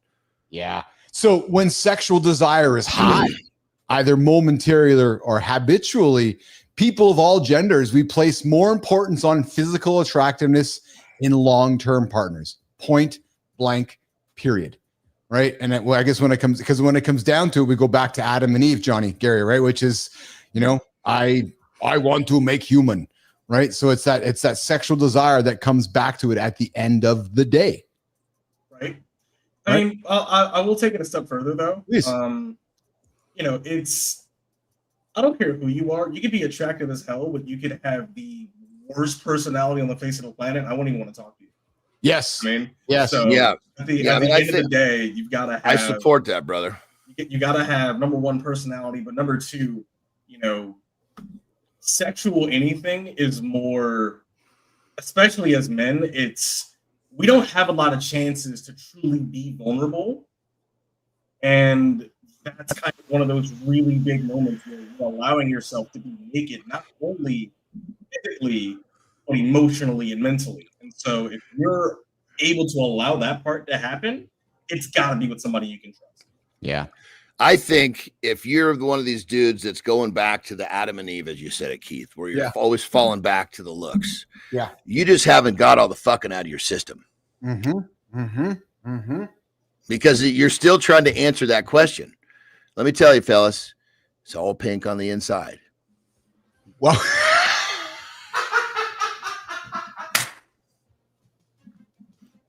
I'm just sharing some discovery with you. I fucking love this guy. That's awesome. Jimmy, we're making a soundbite on that one, man. That's going to be a fucking clip coming up on one. I fucking love this guy. Oh my god. Holy shit, that was great. Next week on the show, ink turns to a dry red as women enter. No, I'm joking. So, guys, listen. Notice your desire state before making relationship judgments or decisions. What you prioritize today, as Johnny said, may not reflect some long-term values, just your current state. And here's the thing, guys. I'd invite you to start some conversations with your partner around how attraction shifts in real life, right? Not just in theory. Right? Because I'm thinking that from 30 to 40 to 50 to 60 to 70 to 80. You know what the funny thing is, though, Johnny? I'll be honest. I'm Gary. So, Johnny, I look at Lauren, and I've been Lauren I think for 8 years. She looks and is the same to me today as she was when I first met her. Even though she's getting, I would say she's getting better, dude, because because the way that we look at them, because of course the attraction, as we know them better, it goes more to the inside. The outside will as over time will decay, and as we all will. But that's not what we're seeing anymore. And you can tell the people that are truly in love with their partner because they don't see the outside decaying. Like I'm not going to throw anybody to the bus, but I know a lot of freaking dudes who they're constantly trying to keep their female looking young on the outside. Like, fuck, you are just missing the fucking boat, dude. Well, and you know what? And then their face starts to, that's a whole conversation for a different day. All right. So listen, guys, we're wrapping it up here. Hey, guys, just a quick little comment there. We got Melissa from the Mornings in the Lab team over in the comments there, guys. So please spend some time to engage with Melissa in the comments. Thanks, Melissa, for having we got an active community here on the show here in Dusty Struggles. What's going on, Jay? I see you there in the comments. Peaches, Johnny, we got Peaches here today as well here in the lab. And we are going to rock and roll and walk Johnny out of here. So Gary and I will keep our community corner segment going. Johnny, a lot of fun today, man. A lot of energy on the show. Thanks for bringing it like you always do. I never have any doubt that you will always bring it, brother. I just need to understand what's in front of us, and I'm better finding out right when it's coming, baby. I know you are. Johnny, closing words for Gary. Gary and I are going to continue on some community corner conversation. He's got a couple folks he wants to celebrate here today before I move to hour 3 on the AI side of things. Johnny. Yeah, Gary, I think that through my misunderstanding of what you do, there might be an angle to partner a different type of fling to your current fling golf. And if that happens and you patent that, I want a piece of the action. Yeah, there you go. We'll keep you in the loop. Hey guys, pleasure to meet you, brother. You're cool as hell, bro. You're cool as hell. Take care, Johnny. All right, Johnny. Have a good live, guys. Take care, guys. Johnny's going to get out of here, and we're going to keep the show going with Gary Callis. Hey, guys, you guys can join the live conversation. I just got us a text. True story. Johnny, Benzie will be back in touch for my next level of fitness. That is awesome. Guys, you can join the live conversation, 431-300-3005. Yeah, 431-300-3005. We got a text from somebody's dad. Gary, somebody's dad's listening right now. It's the bullshit guy. So I have a guy who comes to our show. He is a bullshit expert, Gary Callis. True story. Like, he's a philosophy in bullshit. So sounds like bullshit to me. Where's your bullshit expert? I'm just kidding because he's my son. We got Petrocelli's old man here. So if we got young Petrocelli, who's the Italian, I'm thinking the old man Petrocelli is also Italian. So hey, what's going on? Hey, Petro, why don't you call the show and hang out with myself and Gary Callis Jr. Gary's joining me from Virginia today. We're here on the community corner. Jimmy, let's do this. Let's get Gary off stage. Let's get me off stage. Let's reset for the community corner segment and bring this baby to life. Jimmy, shall we do that?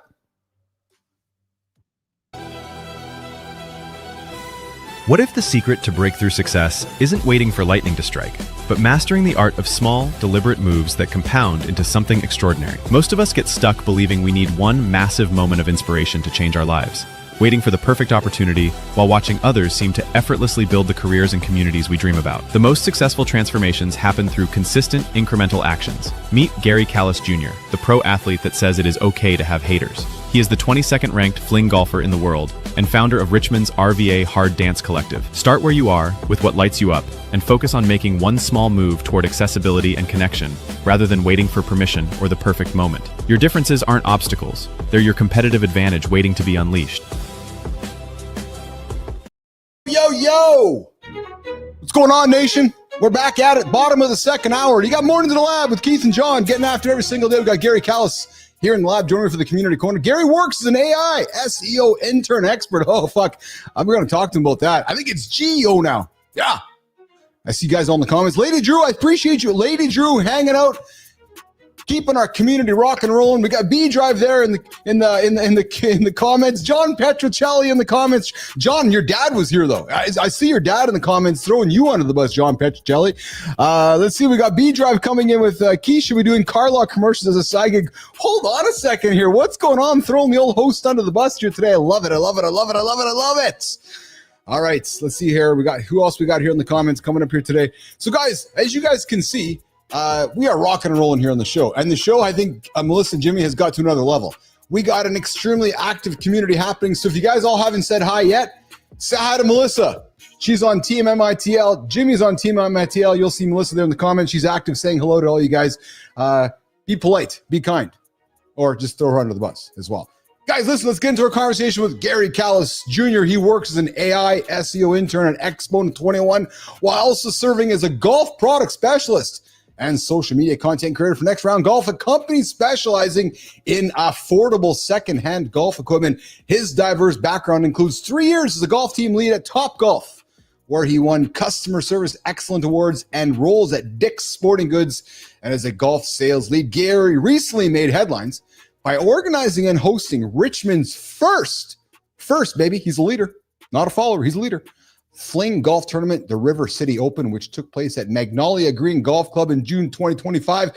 He has appeared on ESPN multiple times. He's been on Mornings in the Lab once, featured in various publications and podcasts, and has become a prominent ambassador for making golf more accessible to people of all backgrounds and abilities. Jimmy, let's bring the guy back up on stage. Gary Callis Jr. What up? How are you, buddy? I'm doing good. Doing damn good. Appreciate the intro. Means a lot. Yeah. And damn, you covered quite a bit. I appreciate it. So, dude, you chose Bruce Leroy as your Fling golf nickname because of his lifelong obsession with martial arts. Yep. But he'd walk out to Bill Goldberg's entrance music, If You Could Talk and Walk. Talk about mixing your influences, brother. And then I didn't lean into it with Johnny here. Johnny's a former wrestler, as you may or may not know. I am not. But, dude, Bruce Leroy, how did you combine those two together? Let's get into it, pal. All right. So, anybody's heard of the movie The Last Dragon? Way back, old Barry Gordy Motown, like martial arts flick.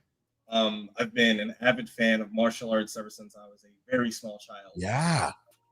You know, it's funny how Black culture and martial arts have always been, intertwined, whether it's the same clan or whatever. And so it's a part of me. And so with Bruce Leroy, it's an homage to The Last Dragon, but also, that's kind of what I want to be, in Fling golf. So it was kind of a no-brainer.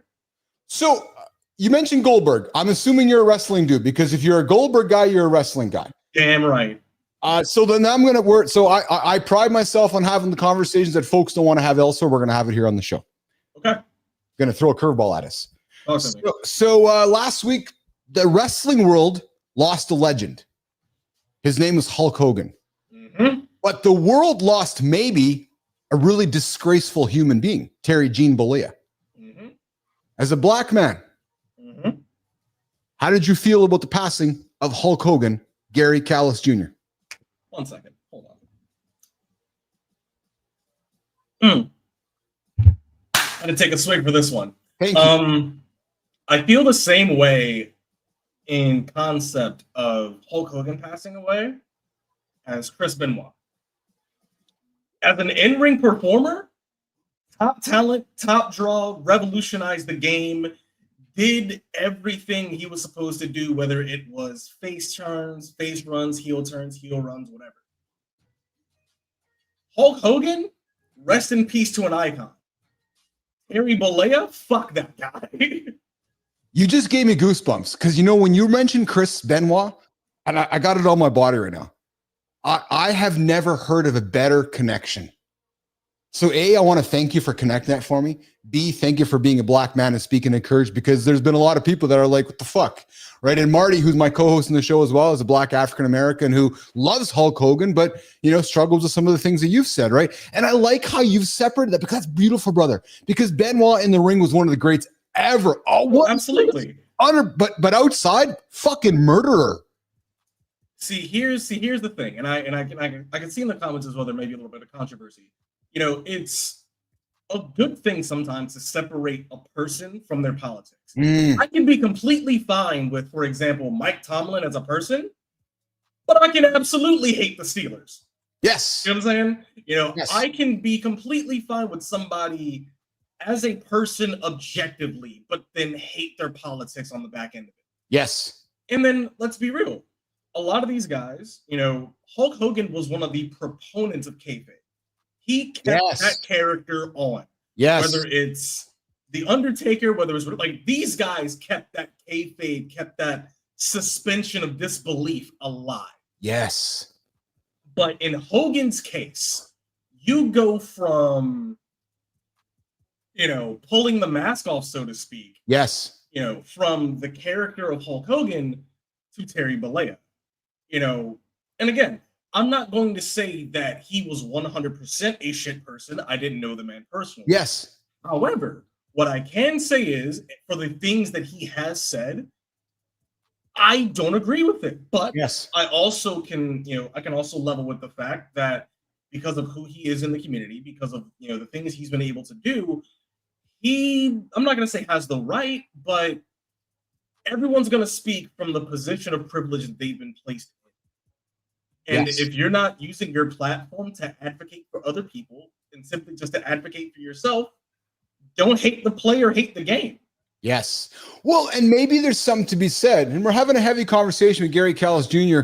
Right now, but I think it's an important conversation because what I pride myself on this show, Gary, is to have conversations where we can have it. It's actually called a conversation. Right. Not we all have to drink the same Kool-Aid, and if I don't agree with you, you can't come here. No, fuck that. Go to a different platform. If you don't agree with Uncle Keith or Gary, that's great. I want to hear why. I really do. And I have no judgment. I want to have conversations. Maybe there's something to be said about Hogan's journey in life, Gary, precipitating these conversations. Maybe that's the reason God put him down here. Maybe that's the reason God put him here to be a fucking racist. Maybe that's the reason God put him down here to open up the world to wrestling and kayfabe and become the person he was. Right? Maybe that's the reason for us to have a conversation about the life of Terry Bollea. And I think sometimes we get too caught up in, we got to put him in a box. Well, hold on a second here. So I don't know. I find it interesting, and I appreciate your point of view on this, Gary. And I thank you for taking down that path with me. Any closing comments before we keep going with you, brother? So on that one, and to all you guys in the comments, you know, if there's anything that you take from this particular subject of conversation, I don't give a damn if I agree with you or not when it comes to certain things. It could be politics, it could be supplements, it could be fucking whatever. I don't care. But if I understand where you're coming from and I understand your journey to get to where you are, then that's a conversation that's worth having.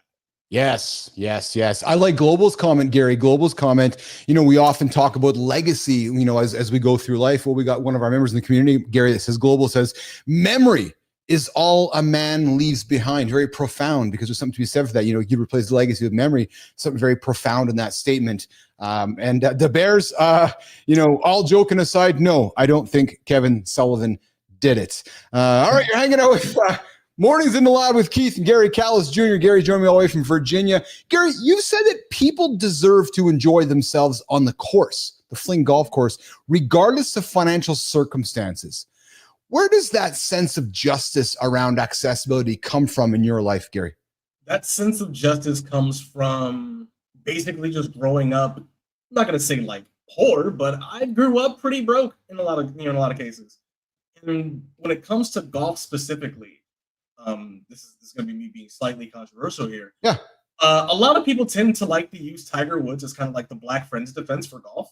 Yeah. Like, yes. oh, hey, yes. You know, Tiger was there. So like, why can't y'all just get here the way that he got here? Sorry, we all didn't go to fucking Stanford. Okay. Like, don't get me wrong. Yeah. Love the guy to death, but to place him as the paragon for literally everybody, don't think it's a fair assessment. Gary, did Tiger help golf or hurt golf?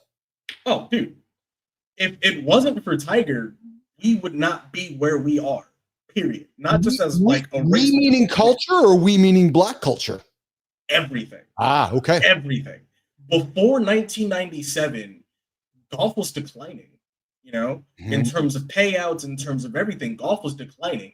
You could see from the moment Tiger won the Masters in 97, I remember, all the way to 2019 when he won the Masters, you would see the uptick of payouts. You would see the uptick of views. You would see what was known as the Tiger effect. And honestly, it got so crazy that whenever Tiger would play in a tournament, you would see an active decline in scores because his aura was so damn powerful that people legitimately played worse. and then shit happened. Stuck his dick in crazy, but that. No, but let's go there though. So go back to Global's comment, right? Which is, memory is all man leaves behind. Right. Tiger makes a goofy decision. All judgment over there. Whatever. All judgment over there. Right. Does that erase all the goodness that he did? Hell no. No. Hell no. I mean, think about it. Think about it like this. I think of us as people as, pieces of metal. We're all going to have impurities. We're all going to have things in our lives that may shape us, that may form us, kind of like an anvil hitting that metal. That heat, that pressure that forges us into who we are. We're not going to be 100% pure. I'm sorry. If you think we're going to be a 100% pure person, like a piece of steel, you're out of your mind. You're going to make a mistake at some point.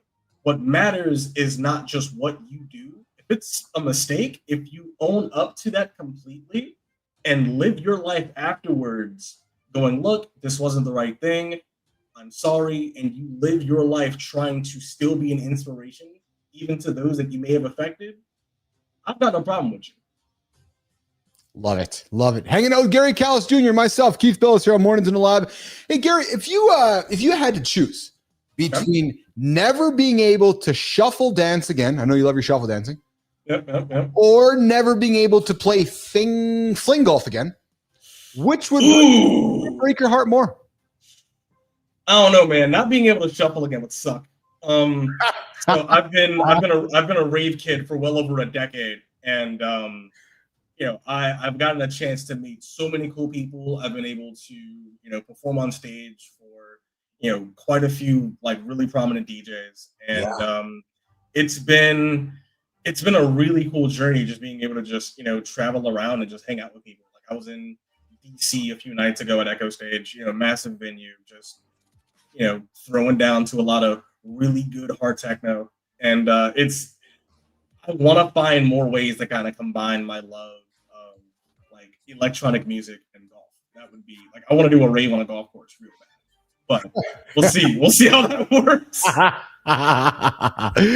All right. I love it. All right, Jimmy, here's what we're going to do, pal. I'm looking at the clock here, Jimmy. So here's what we're going to do. We're going to do the community corner celebrations with Gary, and then we're going to come back and wrap up our conversation with Gary. But before we do that, Jimmy, I'm looking down at the comments. We've got Scott Benzie coming in saying, Keith, I love that you always want to hear why and have a conversation about. So true, because some topics need to be heard, especially from two different points of views.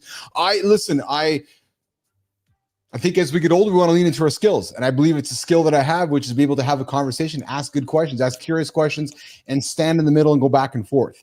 And I think that we need to do more of that because too many of us just want to hear an echo because we want to be reminded that because Gary says what Keith says and we all agree to each other, we can all leave the situation feeling good about ourselves, but we haven't moved anything forward. So I really want to keep having conversations along the way. All right, Jimmy. So let's do that, pal. Let's do the creator spotlights with Gary before we do the closing segment with Mr. Callis. So, Jimmy, I got the creator spotlight set up, brother. Let's get after it, pal. Whenever you're ready. Golf isn't known for shaking things up, but sometimes the best ideas come from messing around in the backyard. That's where this story starts. A homemade game, a single stick, and a simple question. What if golf could be more fun? Alexander Van Allen took that backyard spark to Shark Tank, invented the Fling stick, and built a growing community around Fling golf. Mornings in the Lab is celebrating Alexander, the guy proving you don't need permission to start something new. Give him a follow if you want to see what's possible when you run with your own idea. neighborhood. Yeah, the one who couldn't sit still. The one who'd rather make up his own rules than play by somebody else's. Well, that's where innovation actually starts, not in the boardroom, not in the bedroom either. Oh, yeah, baby, but in the backyard. Yep, true story. Alexander Van Allen didn't just set out to disrupt the sport. He just wanted to make golf more fun, and in the process, he built something new, Fling Golf, a game, a movement, and a community built on pure creativity. Now, we love shining the light on people who prove the best ideas don't need permission, just the courage to try. Gary, over to you, brother. Alexander is one of two people you nominated for the Creator Spotlight today. Why are we celebrating Alexander this morning on Mornings in the Lab?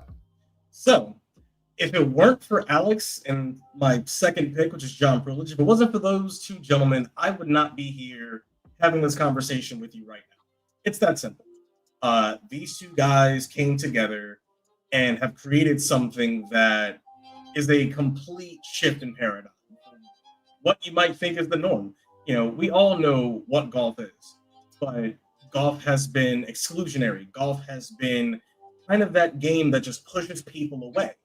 Playing golf is that way to bring everybody back into the fold and just enjoying what the golf course is supposed to be, which is a retreat from the everyday. It is a way to enjoy nature. And, you know, we would always talk about, you know, back in the day, you know, Samuel Colt made man equal with a revolver. Well, guess what? Alex helped make golfers equal with a fling stick. Oh, I love it. I love it. Alexander, here's how it works, brother. We celebrated Gary Callis Jr. on the show a few weeks back. And then I did the same thing. I extended the invite through the camera like here to Gary. I said, Gary, I want you on my show, man. I want you to bring that. I think I even said, Gary, specifically, bring that flow to my show. And you did. You showed up. And now, Alexander, here's how it works. I've given Gary the light. Gary's handing the light to you. We would love to have you on the show so you can take the Creator Spotlight and sign it on somebody in your world for an upcoming episode of Community Corner, so we continue paying it forward and shining these lights on these awesome human beings like yourself, Alexander. Unlike some guy named Gary. Oh, yeah, Gary Callis, you're the guy on the show today. Yeah, that's right. Yeah, thanks, Gary. Anyways, Alexander, we'd love to have you on the show, brother. Love to have you up. Gary, any final words for Alexander before we flip to the next one? I'm thankful, man. If it wasn't for this guy, I wouldn't be here. Oh, I love that. That's so profound, so profound. All right, Jimmy, let's get to the next one, brother. Let's do the next one here on the Creator Spotlight this morning on Mornings in the Lab. Turning a backyard idea into a global sport isn't a solo act. It takes a leader who knows how to build, organize, and scale something brand new. That's the story behind Fling Golf's rise, and Jon Prulidge is the driving force behind its explosive growth. As president of New Swarm Fling Golf and commissioner of the World League, he's helped take the game from Shark Tank to courses everywhere. Mornings in the Lab is celebrating Jon Prulidge, the champion who's making space for new players, new energy, and a whole new community alongside Alexander Van Allen. It's the struggles. I might be good at Fling Golf. Hey, go look up Gary. Might can hook you up. Hook you up. Global naked peeps are kinky by nature. True story. Hey, every movement, not in the bathroom, guys. We're not talking bathrooms here today. Every movement needs a builder. Yes, someone who can take a spark and turn it into something lasting. Well, Jon Prulidge didn't invent Fling Golf, but he's the reason it's everywhere. It's ubiquitous now. President, commissioner, leader. He's helped grow this from an idea to a real living community, the kind that brings people in, not just for the game. Oh no, baby. But for the feeling of being part of something. Gary, the Fling Golf community has obviously played a big role in your life these last few years. I want to hear it, man. Why are we celebrating, besides the obvious, why are we celebrating Jon Prulidge this morning on Mornings in the Lab?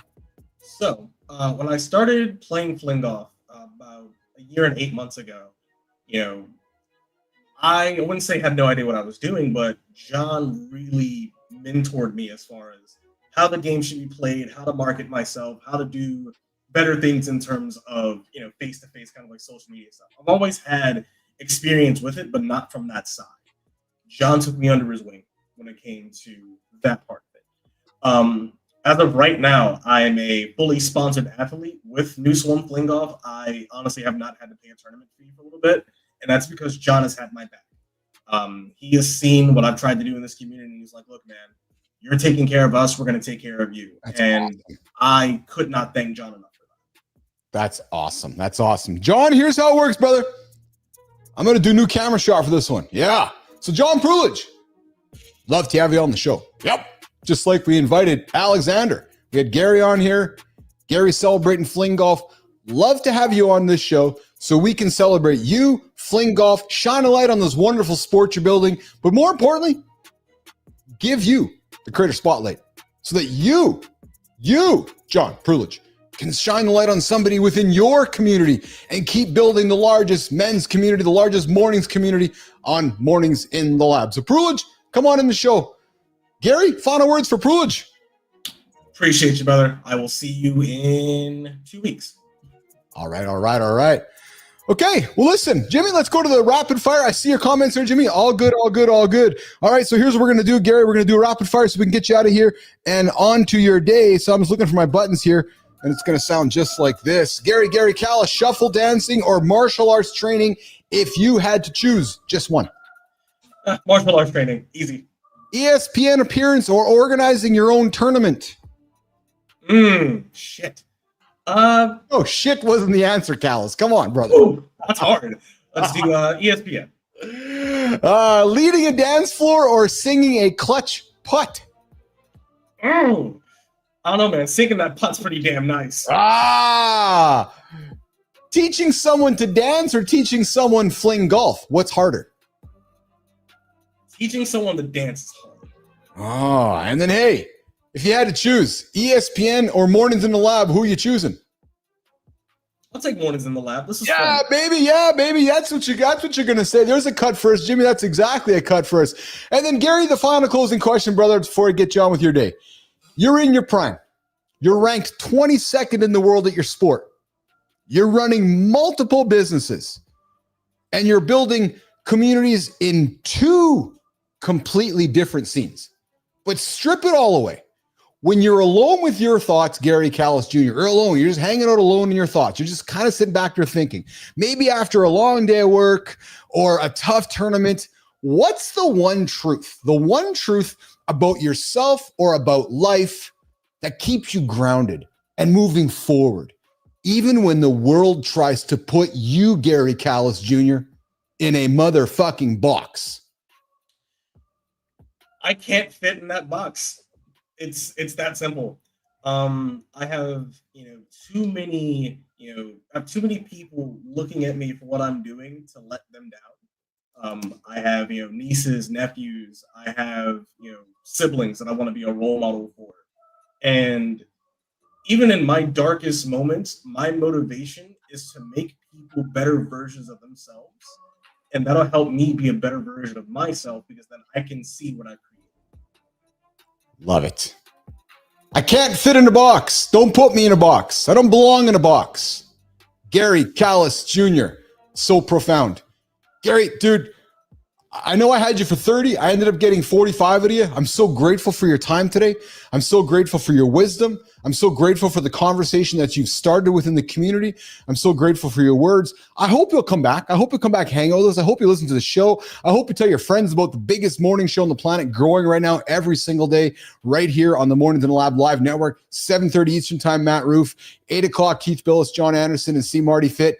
And then at 9 o'clock, and then at 10 o'clock, get myself coming up for the AI show here in a few minutes. Gary, brother, I appreciate you, man.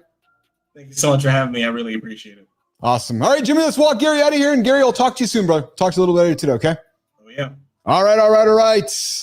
Okay, dudes, let's just, I am going to do some button pressing here. I always need music in my ears to reset the time stuff. Guys, we have been on fire today.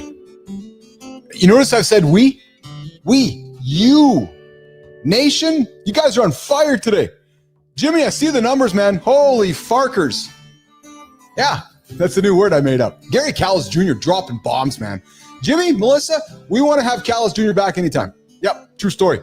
Love the guy's honesty. Love what he said. Love what he brings to the table. I love how we ended that whole thing. Don't put me in a box.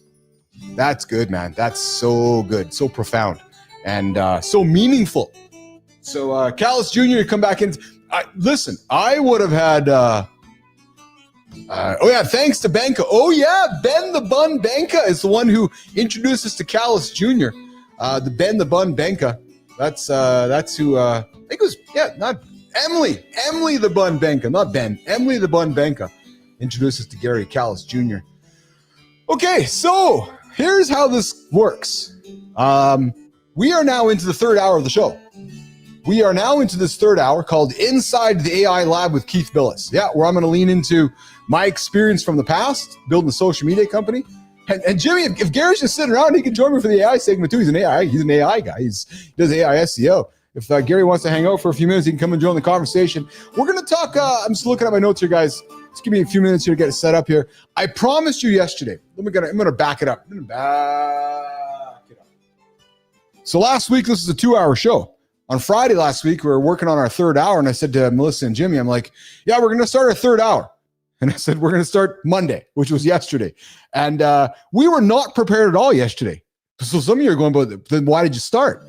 It's because I wasn't waiting for one day. I wasn't waiting for someday. I just wasn't going to wait for next week.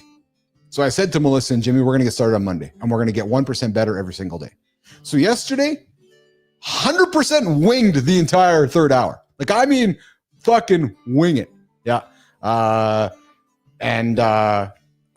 Jimmy, I see your comments. If he wants to join us, if he has the time and he wants to hang around with me, we're going to talk AI for the next 30, 45 minutes, then he's more than welcome to. But I know he's not here to wake up to hang out with Uncle Keith for the day. But if Gary Callis wants to talk about AI, okay, Gary, why don't you jump in here, brother? Let's have some. I've got 10 minutes. I've got a meeting. I've got a meeting at about 10:20, but I've got 10 minutes. Then let's have a conversation. So I'm going to do this. Take my glasses off. Get into a little bit of business mode here a little bit. Gary, you're an AI expert. I'm sorry, you're an SEO expert, and we are living in a world where AI is disrupting the world of SEO. I'm doing a ton of reading and a ton of learning, and I don't expect you to know my background, but I come from the world of social media and so forth, build a social media company. Let's talk about how SEO is being disrupted and moving into a world of generative engine optimization from SEO to GEO. Brother, bring your experience to the table. Let's have this conversation. All right. So for full context, I just got brought on to X1 and 21 almost a month ago. Yeah. And had experience in social media marketing, all that good stuff. And now I'm learning more about SEO and how important that really is. And like I said in the comments, marketing is about the human experience. Period. Yes. If you're not utilizing psychology, if you're not understanding where your customers are in their buyer's journey, you're not going to capture that customer. You know what I'm saying? Yes. Whether it's, you're trying to sell them, I don't care if you're trying to sell them a bottle of wine. If you're not catching them when they're thirsty, they're not going to buy your shit. Yes.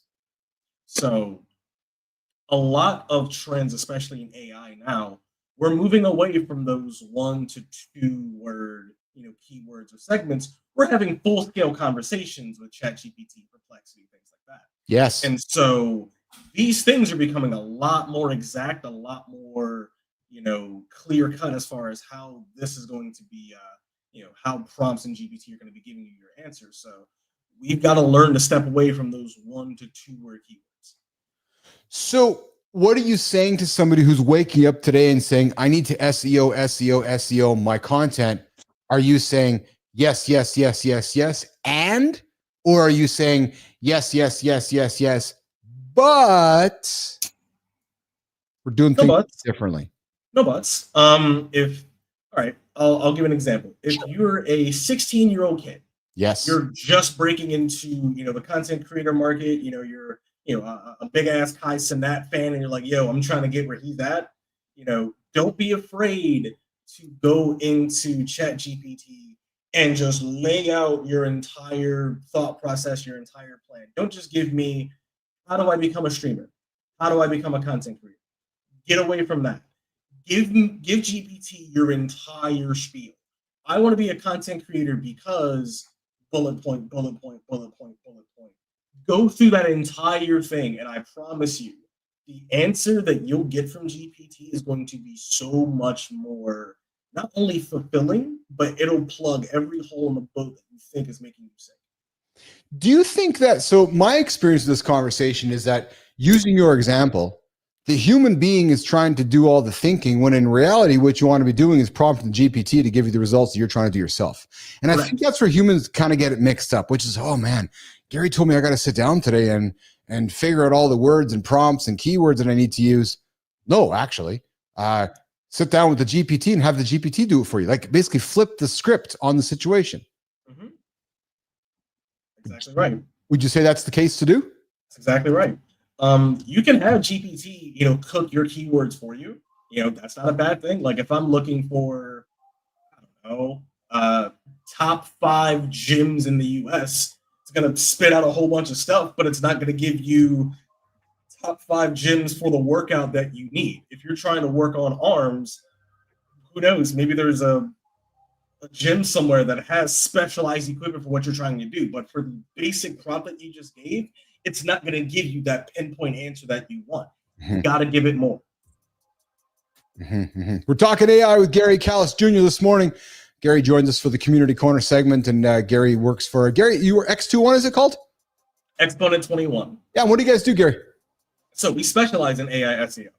As a matter of fact, here's the flex I'll give. Tell me. Go to Google, look us up. Yes. Just go to Google and look up Exponent 21. You're gonna love what we do. As a matter of fact, I'll even take it a step further. Will Melton, who is the CEO of Exponent 21, is one of the foremost experts of AI SEO in the world. I'm gonna give him that 100%. Wow, Gary, where are the generative engines these days getting their answers? It's a mix. And again, I'm still in training for a good chunk of this stuff, so it's stuff I'm still learning. Sure. So the answers I give may not be like 100% the greatest thing in the world, but it's going to be based on what I've learned in my experience. A lot of these generative answers are going to be coming from, again, GPT, Perplexity, and a lot of other engines. But what I've started to learn, especially now when I'm helping out with businesses and blog posting and all that good stuff, because that's kind of what my job is right now at Exponent. It's a lot of people have no idea what they want. Yes. A lot of people have no idea as far as marketing, as far as whatever. A lot of people have no idea what the hell they want. And so from a marketing standpoint, it's really good to kind of steer them. Those keywords are supposed to steer them towards the things that they want. So you can advise people to create better prompts, they're going to get better answers. In one of the training articles that I had read to get my foot in the door for this job, I found a really big quote, and it's something that's going to stick with me the rest of my life. We are no longer in the age of search engines. We are in the age of answer engines. 100%. Yeah, 100%. I would even suggest to you further. I have a little experience in this as well, just through my days of marketing and digital marketing and building businesses. We live in right now what we're calling is the attention economy. Attention, right?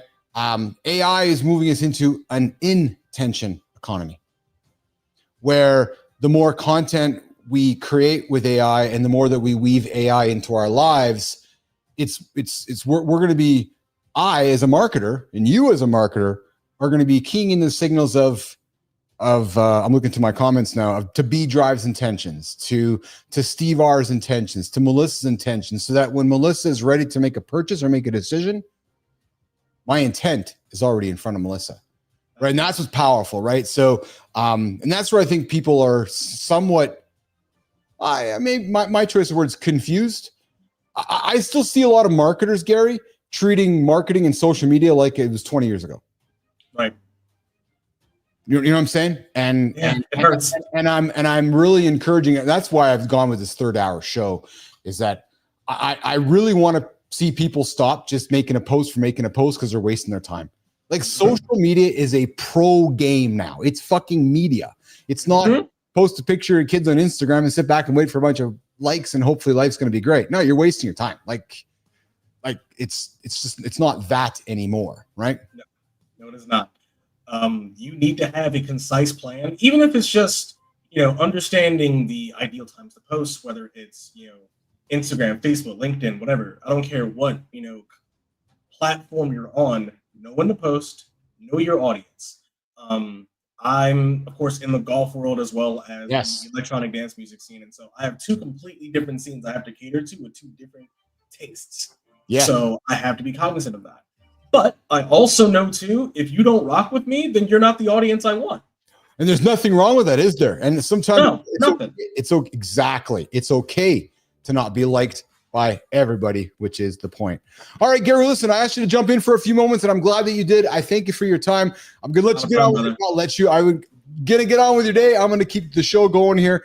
I got a bunch of news topics to throw on the table we're going to get into for this third hour of Mornings in the Lab. Gary, have a good one, bro. All right. Take care. Jimmy, we'll walk him out of here. We'll keep it show rolling, guys. I'm going to look down in the comments here, guys. I see your comments, and I'm going to get to them right now.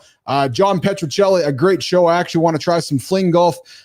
Yes, I would encourage you to connect with Gary Callis Jr. He'll get you set up with that. Petrocelli, thanks for joining us in the show here today.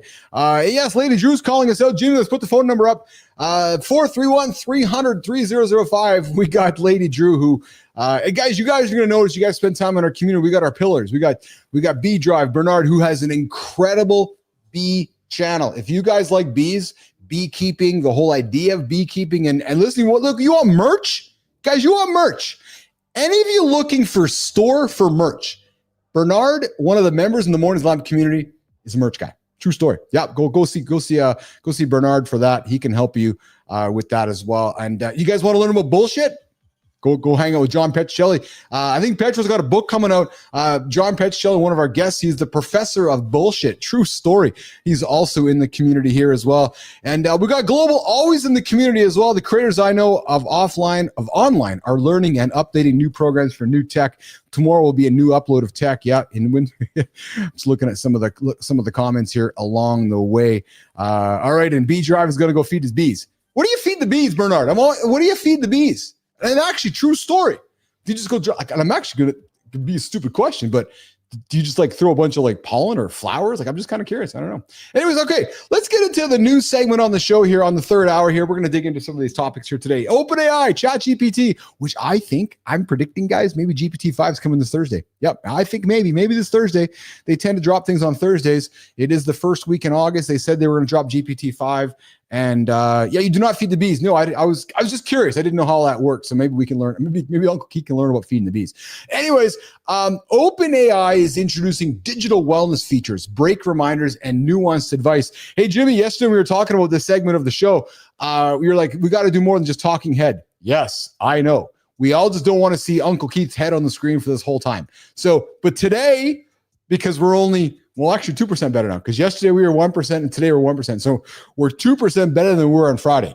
And you know what I love about this? Just burping away here. You know what I love about this? A lot of people are waiting to start. A lot of people, I'm gonna get my podcast. What? I'm gonna get my podcast started. No podcast, live shows. Yep. The Mornings Lab Live Network. Some of you are waiting to start your shit. I'm like, no, we're gonna get started. We started yesterday. We're here today. We're 2% better than we were yesterday. But hey, listen, OpenAI is introducing digital wellness features. So they're going to implement some significant changes to ChatGPT to promote better, healthier usage patterns, including gentle break reminders during extended sessions and more nuanced advice on sensitive personal topics. Yeah, no shit, Sherlock. To those of you that might be using ChatGPT, I remind you, there is a way to turn off your chats to make them private and so forth because of some of the breach that happened this last week. The company collaborated with over 90 physicians and is forming an advisory group to refine these features. Now, what they're doing, guys, is they're essentially putting wellness features into ChatGPT. Love it. The move represents a fascinating pivot in the AI industry. What ChatGPT and OpenAI and Altman and the gang is essentially admitting that addiction, Yep, it is. Addiction-style engagement isn't their goal. Unlike when we created these devices and we created the apps on them, right? Which is revolutionary in the tech landscape built on capturing attention. You know, we talk about attention on the show. We talk about intention, talk about the world of AI. Well, and I got to tell you, from my experience building ICUC, I know that these sustainable business models require healthy user relationships, not just maximum engagement. It's balance, absolutely in balance, right? And the signal that OpenAI is putting on the table is that they're thinking long-term about user trust and regulatory pressure. And again, I think we often think too short-sighted, right? Sell device, get them into the app. Sell device, get them into the app. Get them hooked, get them hooked, get them hooked. But the reality is, I want them for a long time, not a short time. Would you ever have somebody using your device or your app or your solution and then burning out 3 months in, not using it again? No. So it's good to see ChatGPT and OpenAI moving into a world of digital wellness, which we absolutely subscribe to here in the lab. All right, guys, YouTube, where we broadcast our channel. Guys, here's the question for you guys, especially my business owners on the show here today. Why don't you guys have a YouTube channel? Yeah, true story. Have you thought about having a YouTube channel? You thought about creating a YouTube channel? Are you scared of creating a YouTube channel? Maybe scared's the wrong word, Jimmy, Melissa. Maybe it's more about intimidated. Maybe you're intimidated about starting a YouTube channel. Well, first of all, I can help. Matt Roof can help. That's a true story. But secondly, perhaps it's not as imposing as you think. Well, YouTube has just broken the swear jar. Creators like me, we can monetize videos with profanity in the first 7 seconds. Guys, I got to tell you, when I first started the show, looking at the YouTube rules, they had a lot of rules what we could and could not do. And one of the rules that they have relaxed is their profanity policies, now allowing creators to earn full ad revenue on videos containing strong language within the first 7 seconds. So, B-Drive, Lady Drew, anybody in my community that want to start a fucking YouTube channel, you can start it off by just being yourself, just swearing away. And I'm not suggesting you guys are swearers, but I'm just saying. Because this change by YouTube is driven by the advertiser targeting advancements that allow brands to specify their comfort level with profanity and titles and thumbnails. Now, here's the thing, guys. Titles and thumbnails still going to be restricted. And I'll tell you guys, I invested in a business. I was doing some business with a fellow who had a company. It was interesting shit. And he was challenged with that title because people were concerned. Not people. YouTube was concerned about that title. Dusty Struggles. I can help you. That here's the thing, Dusty Struggles. If you're in business today, whether you're in business or on a side business or on a side hustle, and you plan on being alive for the next 5 years, just saying. I don't know why you wouldn't start. Don't start a website. If you're going to start a website, start a YouTube channel instead. Think about that. Global. There are ChatGPT wiki pages that will emphasize native history so a bias can be made and found. Yes. I got to be honest with you, Global. That's why I'm thoroughly appreciative. There's the keyword of what Grok has in the market, trying to have no bias, which could hopefully drive conversations. But I will tell you guys, this YouTube shift on the monetizing of the idea of, yes, you can say the 7. I don't know. No, Dusty. It's you can swear. No, I'm actually not bald. Bing, bing. I got a lot of hair here. Here, I'll throw you guys.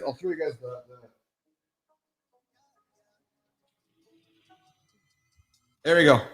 All right, so Bing, bing. I got a flow happening over here that I'll throw off you. If you like that flow, I'll just bring it up. I do got the receding hairline now that I don't mind. Actually, I am thinning on top. But here's the reality, guys. We are talking AI, but we're talking hair right now because Bing Bing wants to talk about hair. Bing Bing, are you bald under the hat? No, I'm not bald, man. I got a lot of flow. Jimmy, check out the flow, man. Just fucking flowing away. Woo, baby. Yeah, it's just nice and healthy flow. Oh fuck, I just love the flow. Yeah, I'm rocking it for sure. I do have hair, Bing Bing. A lot of hair, Bing Bing. Like tons of hair. Look at it. Just fucking flowing away, man. Yeah. But hey, when I'm doing the show, I got to be in character. I got to put the glasses on. I got to put the hat on. I got to be in character. So, but all truthful side here, my balls, Bing Bing, your balls are bald. Jimmy, hold on, nation. Hold on. Hold the fucking horses. Bing Bing, hold the horses, man. Hold them. Yes, your balls. Nation. Bing Bing's balls are bald. You've heard it here first on Mornings in the Lab with Keith and everybody. Bing Bing's balls are bald, and he's here to celebrate it here on the show. Bing Bing, if you ever want to come on and show those bald balls, we'd love to have you here on the show sometime. And James, free Diddy. Well, I don't know about that. I don't know if we want a free Diddy. I don't know. Do you want a free Diddy? you want? Maybe. Yeah, there we go. Global, yes. Head hairline analysis complete. You are getting older. It's funny. I need a new liner in my pool. And then I was reminded yesterday that my pool's 12 years old. I'm like, holy fuck, I'm actually old. Yeah, 12 years. But anyways, guys, I got back to the YouTube thing. Here, Lady Drew enjoys bald balls. I know, Lady Drew, I had a suspicion, Lady Drew, somewhere along the way that you might enjoy bald balls. Yeah, true. And we're not Bing Bing here. We will enter a severe economic crash in September. Yes. Yeah. So you know what? Here's the thing, Bing Bing. I've learned that YouTube doesn't like when I use certain words. So I'm going to be, so it's funny, I was talking with Melissa about this. I'm going to be creative. So there's this fellow who's running this fictional country in the world who is responsible for protecting different countries and different pedophilias that are bankrupt. So Bing Bing, I know you can appreciate my fun I'm having with you there. YouTube doesn't like when I talk about certain things on the show here, so I'm just being somewhat creative with my language. But guys, I want to get back to the YouTube thing. Is that when I was starting ICUC and running ICUC, true story, I was working with a lot of big brands, and the biggest brands in the world, and they were so nervous around authentic expression, advertiser comfort, as well as censorship. And what beat out in the long run in those early days is that real beats perfect, right? And I'm going to suspect that YouTube and the rest of the world is accepting that as well, right? So speaking of, I read not the Parkinson effect. No, there's another effect which humans have gone through, which is this idea of how we've become more comfortable with accepting privacy rules or accepting how society changes with sharing of information. We're gonna get to that a different day, but this reminds me very similar to YouTube dropping this. No, you guys can swear, but we don't want you putting the bad stuff on the thumbnails. All right, so. Oh yeah, look at that, Jim. Look at that. I always promised you guys. a little behind the scenes. So I'm going to display behind the scenes. So Uncle Keith's been going at it here for 2.5 hours, and Uncle Keith's bladder is dancing inside of him right now. So Uncle Jimmy there, little Jimmy. Sorry, Jimmy. Little Keith, little Jimmy. I know that somebody's like, oh no, we can't do hype jokes. Come on, Global. All kidding aside. So here's what we're going to do. Yeah. I got a restroom just around the corner over there. We have a fun commercial that some of you may or may not have seen. I don't know, maybe you've seen it, maybe you haven't. So Jimmy, let's run that commercial. I'm going to go do a little pee break, and I'll be back, and we'll keep the show rocking here with Mornings in the Lab with Keith in this special 5 a.m. Venice Beach, while most people are hitting snooze. I'm trying to find my inner peace, right? Then Keith drops this bomb about corporate culture that's so brutally honest, it shattered my chakras. My creativity exploded. I'm telling you, just one simple mindset shift, not 2, not 3, not 4, 1. Like, where else are you going to hear that level of raw truth at 8 a.m.? Nowhere. Ears up, everybody. Listen, I know we don't eat fast food crap on this show, but I thought I would call out America's unhealthiest fast food chain. So as we're all driving around in the Mornings in the Lab community. Oh, did I say the community?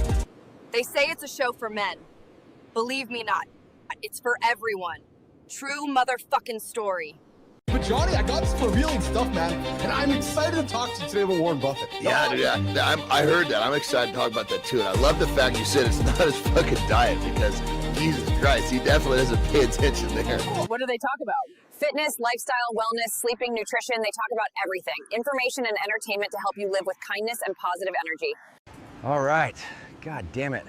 Let's get this yoga started. You know how I like to keep things simple? This isn't simple. Y'all showing up for a handsome dude? Well, he's here. Welcome to Mornings in the Lab with Keith and Friends. You got your host. That's me. Yeah, I'm the host. Hey, you nutty little son of a bitch, I might be stuck. Trust me, you won't be disappointed. They are on at 8 a.m. Eastern Time on YouTube. Good morning, everybody, on the biggest morning show on the planet. We're talking business mindset today, from nothing to something, from zero to millions. Back at it inside the lab with your host, Keith Billis, inside the AI lab, our third hour. I love when people see me in the scroll, see our channel in the scroll, like Webb. Hey, Webb, I'm talking to you. And I love that they pause their day. I just love it. And they open up their phone and they intentionally write a thoughtful text. It just shows how smart some humans are. So for example, Webb, WTF is this stupid shit? Man, like Nation, Bernard, Dusty, Lady Drew Global. That might be the most profound comment today on the show. Melissa, I think we have to frame this comment from Webb. Webb, you might go into the comment Hall of Fame. I'm actually, Lady Drew, don't you agree? Lady Drew, do you not agree that might be the most profound comment on the entire world? WTF is this stupid shit? So, Webb, I would invite you to phone me right now, 431-300-3005. Would love to have a conversation with you so I can explain to you, this stupid shit that you are now a part of. True story. So why don't you call me? 431-300-3005, Webb, just for you. And you know what? If you don't want a phone, I will get your text. I will, because maybe you don't have words. Maybe you don't have a voice. Maybe it's easier for you to hide behind your keyboard just to leave a message here for us. I'm just thinking. I don't know. Just saying out loud. So Webb, would love for you to bring your profound knowledge to the show today so we can talk about WTF is this stupid shit. Oh, whew, so profound, so profound, so profound on Mornings in the Lab, on Inside the AI Lab this morning on the Mornings in the Lab live network. All right, guys. Hey, you guys still use Google? Yeah, I do. True story. But they also have a new product called Gemini, right? Which is their AI model. Melissa, tell Webb to calm down. Yeah, I think Webb's just too excited with that comment. That just might be the best comment ever. Anyway, so Google has released Gemini DeepThink, right? It is potentially a model that is outperforming OpenAI's model. Now, again, you guys hear me say that I think GPT-5 is launching this Thursday. Well, last Friday, I think it was Friday, over the weekend, Google launched DeepThink. Now, DeepThink is apparently, perhaps, might be the best AI model on the planet. Or not. Here's the thing, right, is that they're all being measured here, left and right, measured all over the place. And I know one of the measurements happens, you might debate, Elon about Grok, but DeepThink achieved almost 35% on, microphone pack just fell out. I know haters are going to hate, Dusty. I love it. I love when haters hate. That means we're doing the right stuff, as we talked about with Gary Callis Jr. But it was DeepThink. DeepThink achieved a 35% humanity last exam on Live Code Bench, outperforming AI's Grok and OpenAI's O3. And it's available to you guys if you guys are paying members of the of Google Gemini, and it's out making its way to the market along the way. Hold on a second here, guys. Just getting a message from Jimmy. When you can, there we go. Hey, did you guys see the opener today? Craziness happening on the show, man. I don't know what the hell's going on here. As you guys know, we're building a brand new media company powered by AI. And we're trying some really cool things, doing some really neat things. You watching in this and still not calling? What are you waiting for, brother? That line's open, chat. 1-431-300-3005. Text it. Call it. Leave a damn voicemail if you gotta. I check every one. No excuses. You got something to say? Say it. 1-431-300-3005.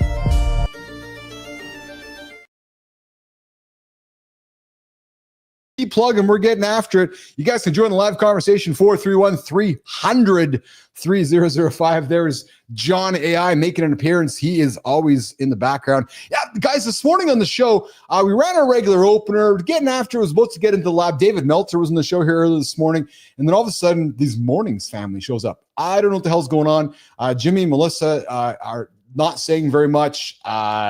Nobody is saying much, actually. So I got to be honest, Nation. I'm going to be honest. Batshit, Global, Lady Drew. I don't know if they're fucking with me, or I don't know if somebody's fucking with me, but there's some really cool AI content that is being created, and that's being created right here in the lab, and it's been kind of freaking me out, actually. So, I would invite you guys to check some of that out, especially if you missed the top of the hour, man. I don't know where the hell that has come from. All right, creator power surge. Guys, influencer rates, influencers, creators, doubling as brands are pouring more than 30 to 40% more into influencer marketing. Yes. So influencer rates, people like apparently me and others that are doing this kind of stuff, advertiser rates have doubled from 2024. Marketing has gone from 30 to 40%. Major brands like Unilever planning to allocate half their marketing budgets to social channels. Hey, Maddie, we got to talk to Unilever. Quick turnaround campaigns, 2 weeks versus typical 6 weeks, now cost brands 50 to 100% more. The reason? Creators are increasingly charging for exclusivity and content usage rights. Only $10 billion in digital ad spend currently goes directly to creators, but predictions suggest 50% of global marketing spend will shift. Guys, leaning back into my past, we are witnessing, true story, I saw it before 15 years ago, it's happening again. A fundamental power shift is happening in the marketing ecosystem. Yeah, creators have moved from being the nice to haves to the essential for reach, and they are being priced accordingly. Here's the thing, that 50 to 100% premium for quick turnarounds, it allows those creators to understand their leverage that brands need more than they need anybody else.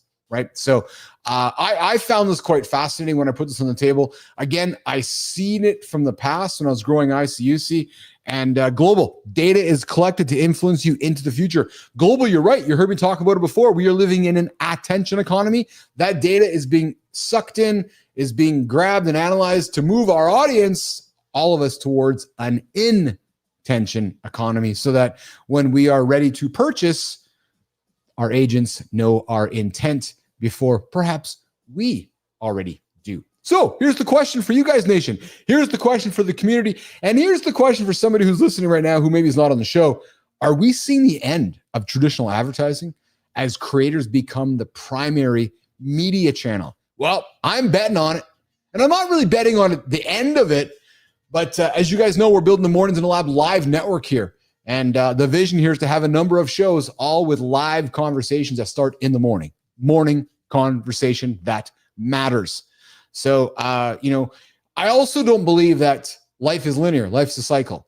So it's hard to double negative. It's hard to not imagine a world where we wake up where the Unilevers, the Procter and Gambles, the Coca-Colas of the world are more like houses of personal brands, right? Where those advertising houses are representing all these houses of personal brands instead of all of the big corporate brands that many of us grew up with along the way. Okay, continuing the show, rock and rolling here. Oh, I missed the call here. Who did we miss the call from on the hotline? Oh, hold on. We got a call coming in on the Mornings in the Lab hotline. We're going to do this right here, and I'm going to pull it up here. Good morning. Hello? Good morning. Who's this? This is Keith Billis on Mornings in the Lab. Who's calling?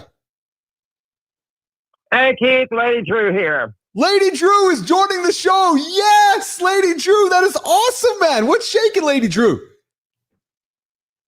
Well, not me. I'm sitting down, but I'm not shy. I came out from behind my keyboard, honey. I love it. I love it. How's everybody doing? Lady Drew joining us. Lady Drew, you're in Florida, aren't you? No, I moved from Florida to Wilkesboro, North Carolina about 2 years ago. Oh, yes, I knew that. I'm sorry. I know that you're in North Carolina. Yeah.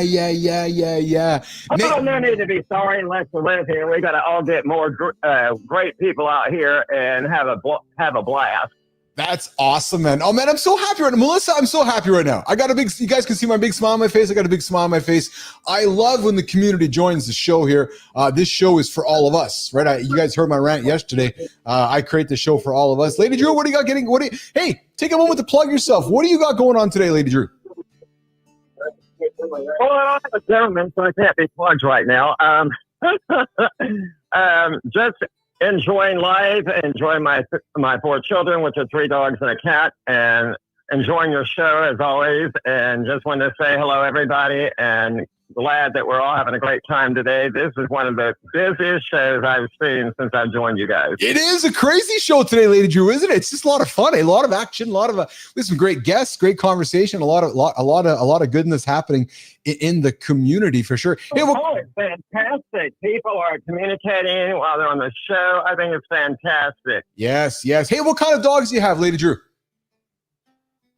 I have a Shiznese, which is part Pekingese, part Shih Tzu. I have a Chihuahua. Then I have an English Bulldog Terrier mix, and most people call them pit bulls. That's awesome. And you got cats too. Then I have a Russian blue Siamese cat. That's so spectacular. I have an English Bully and a Pomeranian, so I can relate to your English Bulldog stubbornness. Oh yeah, I love life. I love wild and domestic animals, and I'm an activist for all domestic wildlife, the earth, the universe, the whole 9 yards. I am busy in everything. I love it. Hey, Lady Drew, what was your highlight of today's show today? What was my highlight? Yeah. I don't know. That's hard to tell because I love everything about your show, and I think the people are wonderful, and I just want everybody to have a happy, healthy, safe, and successful life, and always exercise, eat healthy, and drink healthy, and be the best you can be. Awesome. Well, Lady Drew, I appreciate you taking the time to pause your day and join our day. Scott Benzie coming in saying, morning, Lady Drew. And Lady Drew, I thought you'd have some fun with my comment there with that really profound statement from Webb, which was, WTF is this shit? So listen, Lady Drew, you can see me looking at you. I appreciate you pausing your day, joining the live conversation. And all of you guys can join it as well. 431-300-3005. We got another one coming in right now as well. Let's join it. Let's see what it is here. Good morning. This is Mornings in Live with Keith and Friends. Who's this?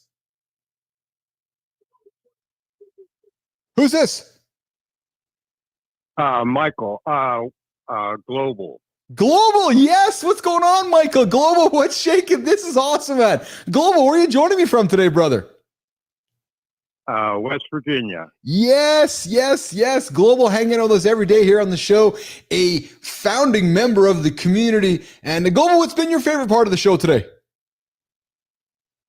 Well, the diversity where you are able to get serious, get funny, increase the vibration and lower it, interact. So it's a variety of vibrations, perhaps. Yeah, well, you heard our conversation with David Meltzer on the show today is about frequency, right? So I'm gonna take what you said as a compliment, because I'm gonna take that as a host. I believe I'm good at leaning into the different frequencies that are around us on the show and moving my energy into the direction of where the audience wants to go or our guest wants to go, and as well as the comments want to go. So I'm going to take your words as a compliment, Global. Yes. Awesome. How did you find our show, brother? First-time caller, long-time listener. Yeah. Hold on. I got a button for that because we are literally now on old school radio. First-time caller, long-time listener. We got Global joining us from West Virginia today. So damn awesome. Hey, Global, how did you find our show? I would believe the algorithm probably sent me there. I searched the YouTube daily for a decade, and your show showed up. So it was accidental. Nice. And you have made it back on a daily basis. Lady Drew, I appreciate you joining as well. Lady Drew, I dropped your call to bring in Globals. You guys are awesome, man. You guys have made my day. I'm so excited that you guys are taking some time to call in. Mike, what do you do on a day-to-day basis, man? What pays the bills, Mike?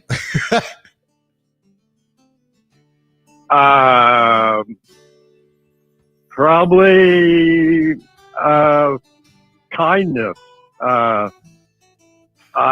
My bills are paid by my sponsor, so I have other people in my community, and I basically don't have any responsibilities, let's say. Nice. Well, thank you for sharing that. And I didn't want to put you on a spot there, so I'm really thank you for sharing that with us this morning. And we got and as you know, we got Matt Roof joining me here in the comments here this morning, because we know Matty starts his show at 7:30 Eastern time, Kindness Rising. And I know I've seen you there as well, Global, on Matty's show, which starts at 7:30 Eastern time right here on the Mornings in the Lab live network. Hey, Global, just taking a step back. You, I got to be honest, man, I really enjoy your comments. I really enjoy how profound they are. I really enjoy how thoughtful they are. I hope you don't stop. I hope you don't stop being you. And I hope you don't stop challenging assumptions and challenging the things we talk about here on the show. Because I hope as you continue to get to know me, I don't want us all to agree. I don't want us all to drink the yes Kool-Aid. I want us to have conversations that move the needle and move the frequency in different directions. So I hope you'll keep us honest, and I hope you'll keep showing up on a daily basis, Global. Yes, I'm very excited about the future of this channel. Awesome, man. I so appreciate you. Hey, any advice for me? I'm being frank, dude. I read your comments daily, and there's certain people you really lean into, and you enjoy their words and you enjoy their profoundness. Do you have any advice for old Uncle Keith today as he gets after it? Oh, golly. No. No. Well, although, some people get views with showing their pets. Showing their pets? There's an animal lover. Yeah. Oh, but you know how I get views? I get views by showing my shoulder. Yeah, it's just my shoulder. That's what I do, Mike. That's what I do. I show my shoulder. Yeah. Anyways, Global, I appreciate you, man. I appreciate you hanging with me here on the show. I'm really grateful that you've paused your day to phone the show and join the conversation live with me. I hope you'll do it again now that you've done it once. I hope you're like, save this phone number on your phone. And, tomorrow or any other show we got going on, come on and say hi to John. Come on and say hi to Marty, and come on and say hi to these awesome guests along the way. But I'm going to let you go, and I'll keep seeing you in the comments, and I'll see you along the way. How does that sound, brother? Very good. Thank you very much. Awesome. Thanks, Global. All right, Global joining us from West Virginia today. Long-time listener, first-time caller. Melissa, Jimmy, is this crazy or what? Matty Roof, is this crazy or what? I don't know. Something's happened here this summer here where the community has come alive here on the Mornings in the Lab live network here. Mornings in the Lab with Keith, Johnny, and friends.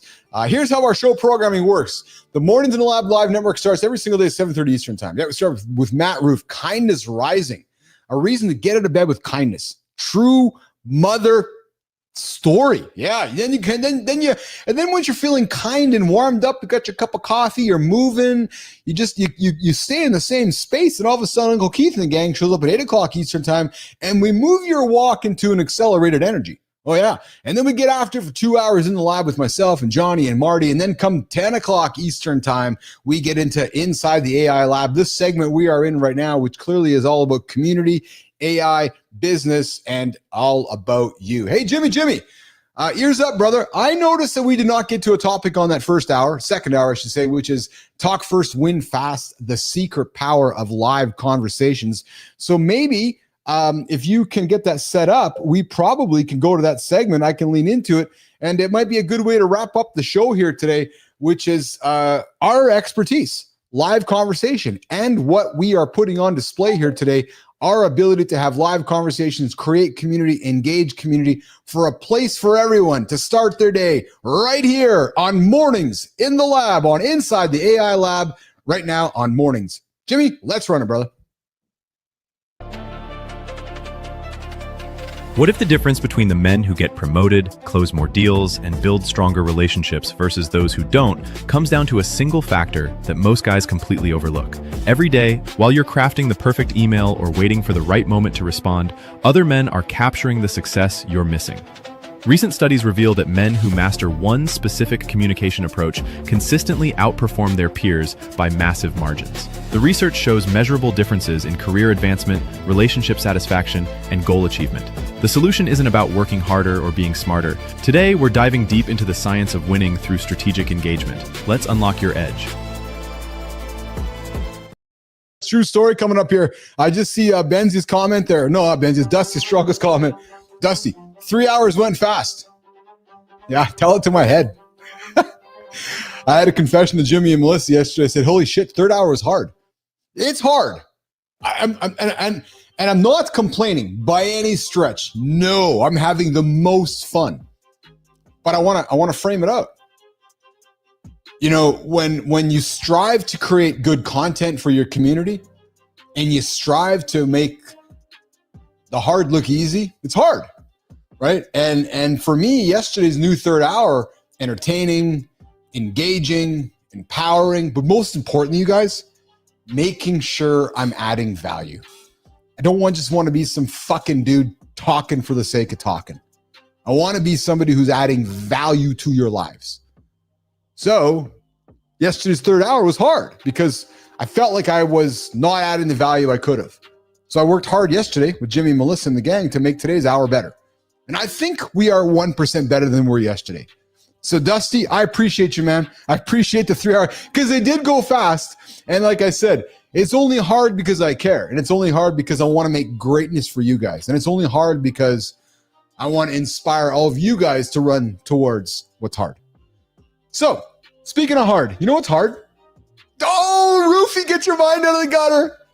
Jimmy, get your mind out of the gutter. I know you guys are all thinking what's hard. Lady Drew, I know you're thinking on this one. You're going to answer my question. Oh, Keith, what's hard?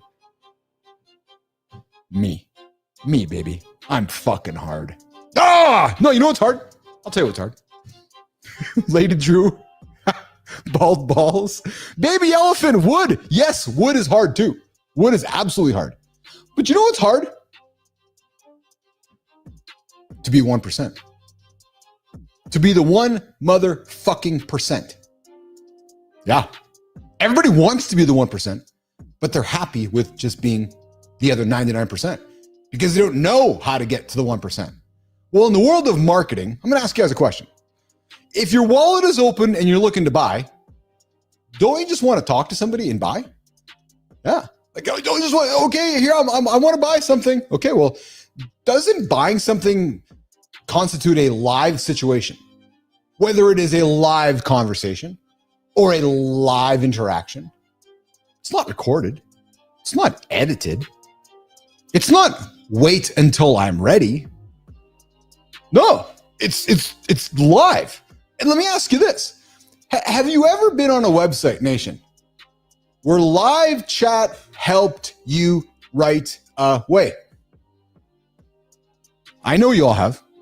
Or you made a phone call to somebody because you're like, I got to talk to an agent, and that live person helped you right away. Well, did it change your impression of the brand? Did it change your impression of your experience? And why do you think that people still default to email when real-time tools are available? Well, so it makes me curious. Humans love and like to communicate. Yet so many of us, so many people today still lean into recorded podcasts, on demand. That to me is the problem with the someday, one day I'll do it tomorrow culture. No, have a live conversation. Sell something live. Get in front of your community live. Start the conversation live. Set the conversation live. We live in a digital world, you guys. Your conversation is going to be recorded. It will turn into an on-demand experience. But the reality is there are still people looking for live conversations, live experiences, live abilities to communicate with somebody. Yes, I'm looking over here at Corey Expert live right now. What did Lady Drew say on the show here 8 minutes ago? What was it, 9? Wow, look at all the engagement on the show because we're live. Guys, when I was going to ICUC, You guys remember Dancing with the Stars? Oh, it's frolic time with Uncle Keith. I only frolic when I'm happy. I only frolic when I'm happy. Yes, I'm happy right now. But do you guys remember Dancing with the Stars? It was live. It is live. Uncle Keith was moderating those comments on the bottom of the screen back in the early days of Dancing with the Stars. I know live. Look at today's show. So many people I got 1,000 downloads on my podcast. Good for fucking you. How many minutes did it listen to? Oh, I don't know. But I got 6,000 downloads. Well, yeah, I just bought them. Just like 50 Cent bought Ja Rule's tickets to his concert. I just bought them. Yeah. Hey, Corey Expert, what's up, Keith? Wow, loving your vibe. Real podcast worth energy. I'm building a space where we could trade tips and ideas off stream. Would be dope to link on Discord. Boom, boom, Corey Expert. Wow. Live. It's hard, but so meaningful, so rewarding, so community building. Look at the last 3 hours on this show. If this was a podcast, do you think we're connected? Do you think Lady Drew's connected to Global? Do you think Bernard is connected to Scott Benzie? Do you think Uncle Keith is hanging out with always awesome humans in the community like Young Conquer and I'm looking at all the names of my community right now. No, because all those experiences wait for one day, someday, not live. So, guys, if you're in business and you are starting, or you're starting a business, or you're in the middle of a business, and in a world of AI, listen, you guys have seen this craziness happening on our show. Like I got some John AI person. My mom showed up. My mom, Jimmy, who the fuck is making my mom? I don't know, man. And then I wake up the show this morning for my opener, and my opener is interrupted by this Mornings family. What the fuck, man? I'm telling you. You know, Roofy talks about it. Yeah, which is live is easy to start, hard to do every day. True story. But that's how you become a 1%. And here's the thing. I got a confession for you guys in the community. If you guys are all wondering where you can invest your time and invest your energy, you can do it right here. I got a promise for all of you motherfuckers. Yeah, I'm calling you all motherfuckers, my community members, our community. I got a promise for you guys. As long as I'm awake, as long as I'm alive, I will be here. True story. Soul Jon Anderson. It's my commitment to you. So if you are looking to invest your time in a business, in a community, in a space that is growing right in front of your eyes, I invite you to do it right here on Mornings in the Lab, the Mornings in the Lab Live Network. I will be here every single day to get up with you guys. Whether I'm here in Manitoba, whether I'm somewhere on the planet, because I'm looking to get out here soon, I will be here. Why? Because I got to get up. That is what blows my fucking mind away when I talk to people, when Matt talks to people about, hey, yeah, I'm just going to start a podcast one day, or my business isn't going very well. Did you wake up today? Yeah. Went to start a live conversation. You don't got to put on a show. That's what we do here. You don't got to make it 3 hours. You can do 30 minutes. But guys, have the live conversation with your audience. Watch the magic happen. You know what? I'll tell you guys something. When I was growing ICUC, and I had a BlackBerry, one of the first 4 BlackBerries in Manitoba. True story. I grew my business. I beat all my competitors because I was responding to emails back in the early days of always on email. And I know you guys listening right now are like, what are you talking about? Always on email. Yeah, well, it's just like back in the day when BlackBerry was around. So back in the day when BlackBerry first came out, your email was attached to your desk. I remember the marketing, you guys. It was, yeah, take your email with you. People are like, what? Take your email with you? Yeah, take your email with you. And now we just take it for granted. Well, the reality was when I was growing my company in the early days, live is what set me apart. How? Because I was responding to people in real time when they emailed me. I never forget the story. Coca-Cola sent me an email. I was on my couch watching American Idol, and they were looking for a proposal. They sent that to me at the beginning of the show. By the end of that episode of American Idol, I'm dating myself now, they had the proposal done, responded in their inbox. And I remember that person saying to me the next day, saying, were you waiting for my email? Like, were you just live sitting there waiting? I'm like, no. I just believe that if you're standing there and your wallet is open, then you're looking to buy. Back to live. Here's an offer for the nation. Here's an offer for all of you. You guys want to sell something? Let's try something. Let's try something. Live shopping is big in Asia, but not big here in North America just yet. So maybe we do a live shopping show. Maybe we do a live channel. So if you want to sell something, we can try it out. Be a guest on the show, bring your product up here, and you flaunt it. You flock it. You share it with the world. Let's think about it. Let's talk about it on a future episode of Inside the AI Lab on Mornings in the Lab. Okay, coming up to the end of the third hour here, I'm going to search on rocking and rolling out of here. I'm going to put my attention from here to down here into the comments. Let's see here. Bernard's plugged in now. Yes, Bernard, you are always plugged in. Bernard, if you guys don't know, I'm a huge fan of Bernard, then you guys aren't paying attention. Hey, Lola's here. Remember I was talking about my dog and how my dog's adjusting to the third hour? She's like, Dad, you're still down here? I'm like, yeah, I am. I'm going to get a camera. I'm going to get a Lola cam so I can point it on her in the lab here because she's looking for it. She's like, where the fuck are you? You're an hour late. I'm like, no, I got the third hour show. Into the comments, Bernard's plugged in. Scott Benzie, better conversations here than with worldly hit snooze type people. I agree. Yeah, those that are snoozing are making podcasts. Yeah, those that are snoozing are making podcasts. There you go. There's your hook. There's your soundbite. Because if you're a podcaster, you're probably a snoozer as well. You're probably behind me. Actually, not probably. You are behind me. Sorry, I'm just calling it out. Yeah. And we got Lady Drew, always video call the ones you have, love, and care. Global, instructional, informative, and infamous. The show is not a monotone, but serious and uplifting, exciting, flowing. Thank you, Global. Scott Benzie, Brother John, and Brother Marty, and Matthew Roofy, live is easy to start. Yes, we got off to that one there. And Global, I have searched YouTube for a decade, and production and quality of show is excellent and modern. That's what we're trying to do here every single day. And I promise you guys this, tomorrow is going to be 1% better than today. We're still struggling to get all the news segments out. We just are so active on the show, right? So, and then we got Kindness Rising. Matthew coming back, always planning to do the show for other locations, but I'll be here 7:30 Eastern time. Yes, you guys know where to find them. And Global, my economics is taken care of for me. My life is decided daily with no obligations except upkeep of the house and the dog. Never been different. Global, that is awesome, man. That is awesome. That is awesome. That is awesome. Okay, so let's see. Hohan Karazian, Bernardo. I don't know you.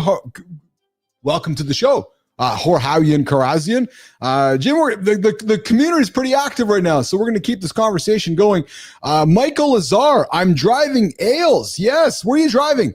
Michael, why don't you Michael, Jimmy, phone number up. Michael, why don't you call me right now? 431-300-3005. I want to hear where you're driving. If you're in your car, you can probably phone from your car. 431-300-3005. Would love to meet you. Would love to hear where you are driving. Michael Lazar, 431-300-3005. I'll bring you into live conversation with you right now. B-Drive, now I know why my service is lagging. Devil is attacking me during this part for a reason. We got Global coming in. Was going to make a list. I would love to see your list, Global. Want to keep hearing your feedback. My goal is to keep making the show better for all of you guys. So that only happens with feedback from you guys. And Lady Drew, love your comments, man. I know you're always domestic. Oh, here we go. We got the phone lines ringing, Jimmy. Let's bring them up here. Good morning. Good morning. Mornings in the Lab. Is this Michael Lazar? Hold on. Is this Michael Lazar? Good morning. Mornings in the Lab. Who's this? Michael Lazar. Yes, Michael Lazar dialing in this morning live on the show. What's going on, Michael? Where are you joining me from today, brother? Good, man. I actually just dialed that out wrong. All I'm saying was I am watching the show, first time seeing it, and something clicked. How old is Joe? You're breaking up there. What's that? Say that again, sorry, brother. Say that again. Is deal something new because I just scrolling through and I found it, and it just feels something strong. Yes, brother. So listen, you are on the biggest morning show on the planet. This is Mornings in the Lab with Keith, Jon, and friends. We get after it every single day here at 8 o'clock Eastern time, Michael Lazar. And I'm glad you're dialed in. I want to personally take a minute to introduce you to the wonderful community growing here on the channel. Community, meet Michael Lazar. Doki Wipe, what's going on, Doki? I see your comments there as well in the community. Michael Lazar, I want to introduce you to everybody here.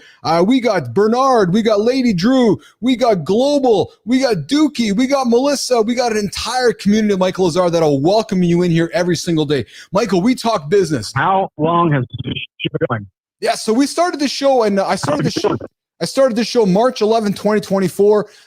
We've really been taking off here over the last year or so. It is a brand new show. It is all about helping you get up, get after it, and hit your biggest, most audacious goals. Today we had David Meltzer on the show, formerly Jerry Maguire. We talked Dad Bods today, the hidden dangers of carrying that visceral fat in our bellies. And we talked about helping men get up and make some different decisions throughout the day. We talked about, how we pick our love partners in life and so forth. We have all different kinds of conversations on this show, Michael, about business, athletics, fitness.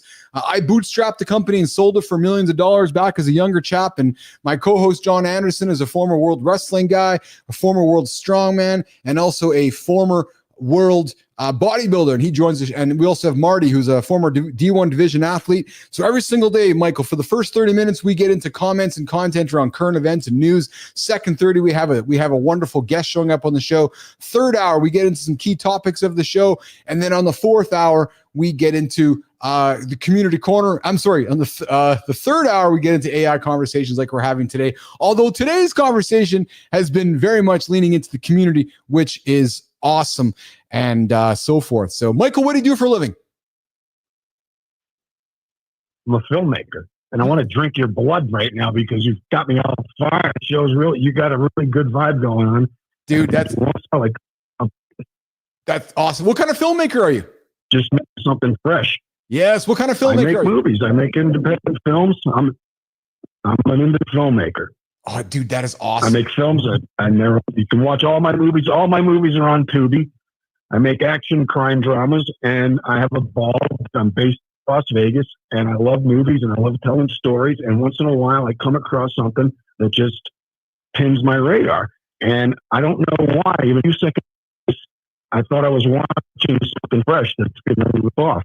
Yes, well, this is fresh, brother. This is a fresh experience you will not find. Michael Lazar, there is not a show on YouTube. There is not a morning show on the planet like Mornings in the Lab that you are experiencing right now. I'm extremely grateful for you being here today with us. And I got to be honest, brother, I'm not a filmmaker, but I'm an amateur filmmaker dabbler. I love making film. I love making creative content. I don't want to offend you with what I'm going to say next. I've been leaning into a lot of the AIs of the world to make some really great content. Michael, how can I find your content? Can I connect to you on LinkedIn? Can we connect on LinkedIn? I maybe have you as a guest on the show. I'd like to learn a little bit more about your content. You can put my name into Tubi. My movies will come up. My latest is American Mafia. Check it out. I made it for $20,000. I shot in New York, Miami, and Italy. I made a mob drama that's outstanding. Fuck, I love it. I used a bunch of Italian actors in Italy that were incredible. Yes, Michael Lazar, filmmaker from Vegas. What's the show called on Tubi? American Mafia. American Mafia. Guys, I invite everybody here in the Mornings Lab community, go check out American Mafia over on Tubi. We have our, can I count you as a brand new, and can I count you as a regular member of the Mornings in the Lab community moving forward, Michael Lazar? Absolutely. I hope I'm telling you, I got a good feeling about your show. I appreciate you, brother. Well, listen, I have an invite for you. Look at me in the camera right now, bro. I'm looking at you right now, Michael. I have an invite for you, pal. I want to see you in the Mornings in the Lab community on our YouTube channel. Please subscribe to our channel. I would love to learn more about the content you're making. Hey, Melissa, let's get connected with Michael on LinkedIn. And ideally, we have Michael on the show, because what a great story. Michael finds our channel, stumbles on it, listens to it. I invite him to call. He calls. Now he's going to potentially be a guest. And we can, fuck, man, you're a filmmaker. I'm going to go watch your shit, Michael Lazar. American Mafia on Tubi with our guest this morning. I'm sorry? Thank you, my friend. Good luck to you. I'm going to be watching. All right, I appreciate I'm going to be watching. Thank you. I appreciate you. All right, Michael, Jimmy, let's walk Michael out of here. We're going to walk Michael Lazard. Fuck, man. What an awesome experience. Okay, back to live. So if you guys are making a podcast, that doesn't happen. True story. So you guys want to build a community? You want to build a business based on real humans? Start a live conversation. Okay, well, thanks, Jimmy. Tomorrow's show. Hey, guys, let's see some love in the comments for Jimmy. Let's see some comments from Melissa. They have fucking rocked it today. Melissa has been in the comments with you guys, keeping this community engaged. Jimmy has been on the board here today, man, getting all the buttons pressed, getting all the segments pressed. You know what the funny thing is? I think Jimmy was a little bit stressful today's show because Uncle Keith wasn't, he was ready in his head, but wasn't as ready as maybe Jimmy thought he was. So Jimmy's like, I don't know, we're ready. I'm like, it's okay, 1%. Jimmy was on the ball here today. So Jimmy, I love you, man. Fucking great job today producing the show. Global, everything you see behind the scenes and all this production, that's Jimmy. True story. We're going to make Jimmy the most famous Filipino in the world. Yeah, that's another true story. Producer Jimmy, hanging out and driving all this great stuff here on Mornings in the Lab. So guys, let's throw some love to Melissa. Let's throw some love to Jimmy, because though Melissa and Jimmy, Uncle Keith isn't as as handsome as the handsome chief, Uncle Keith. Yes. All right. Guys, tomorrow. Jeff Glauser joining us for I Fired My Best Friend from My Business. Guys, I have fired a few best friends from my businesses. That is a true story. Yep. Tough. Super fucking tough. We're going to talk about it tomorrow on the show. And we have Jeff Glauser joining us as well. And the 3 hours. You know what the funny thing is? I'll tell you guys something. So I got introduced through Meltzer from Glauser. And Glauser was supposed to be on today's show. But then Meltzer booked on today's show. So I was like, well, Glauser, in the hierarchy of times, Glauser's like, all right, I'll just step back, and Meltzer gets his money. And I hope you guys will all join me tomorrow as well, right here at 8 o'clock Eastern time. But before you do that, 7:30 Eastern time with my buddy from another mother, Matty Roof, who gets up, gets after it every single day. Okay, so on behalf of Global, who joined the show today, on behalf of Michael Lazar, who joined the show today, on behalf of David Meltzer, who joined the show today, on behalf of the entire... I feel like somebody else phoned in, Jimmy. Did somebody else phone in? No, Lady Drew phoned in too. So on behalf of all of my Mornings in Lab compadres, I'll see you guys in the Mornings Lab community on the Mornings Lab channel. Please go check it out. Please go check it out. We are continuing to add value to that platform. So go, just because the show is over doesn't mean we're all gone. No, the community continues, and then we'll be back tomorrow morning on here at 8 o'clock Eastern time. So I'm going to get out of here, and we'll see you guys tomorrow. And I got to go figure this AI shit that I don't know. These fucking characters that are popping up in my world that are confusing me. These mornings, folks, my mom, I got to call my mom. Like, Mom, are you like, what are you doing, man? Anyways, have a good one, guys. We'll see you guys tomorrow right here on the network.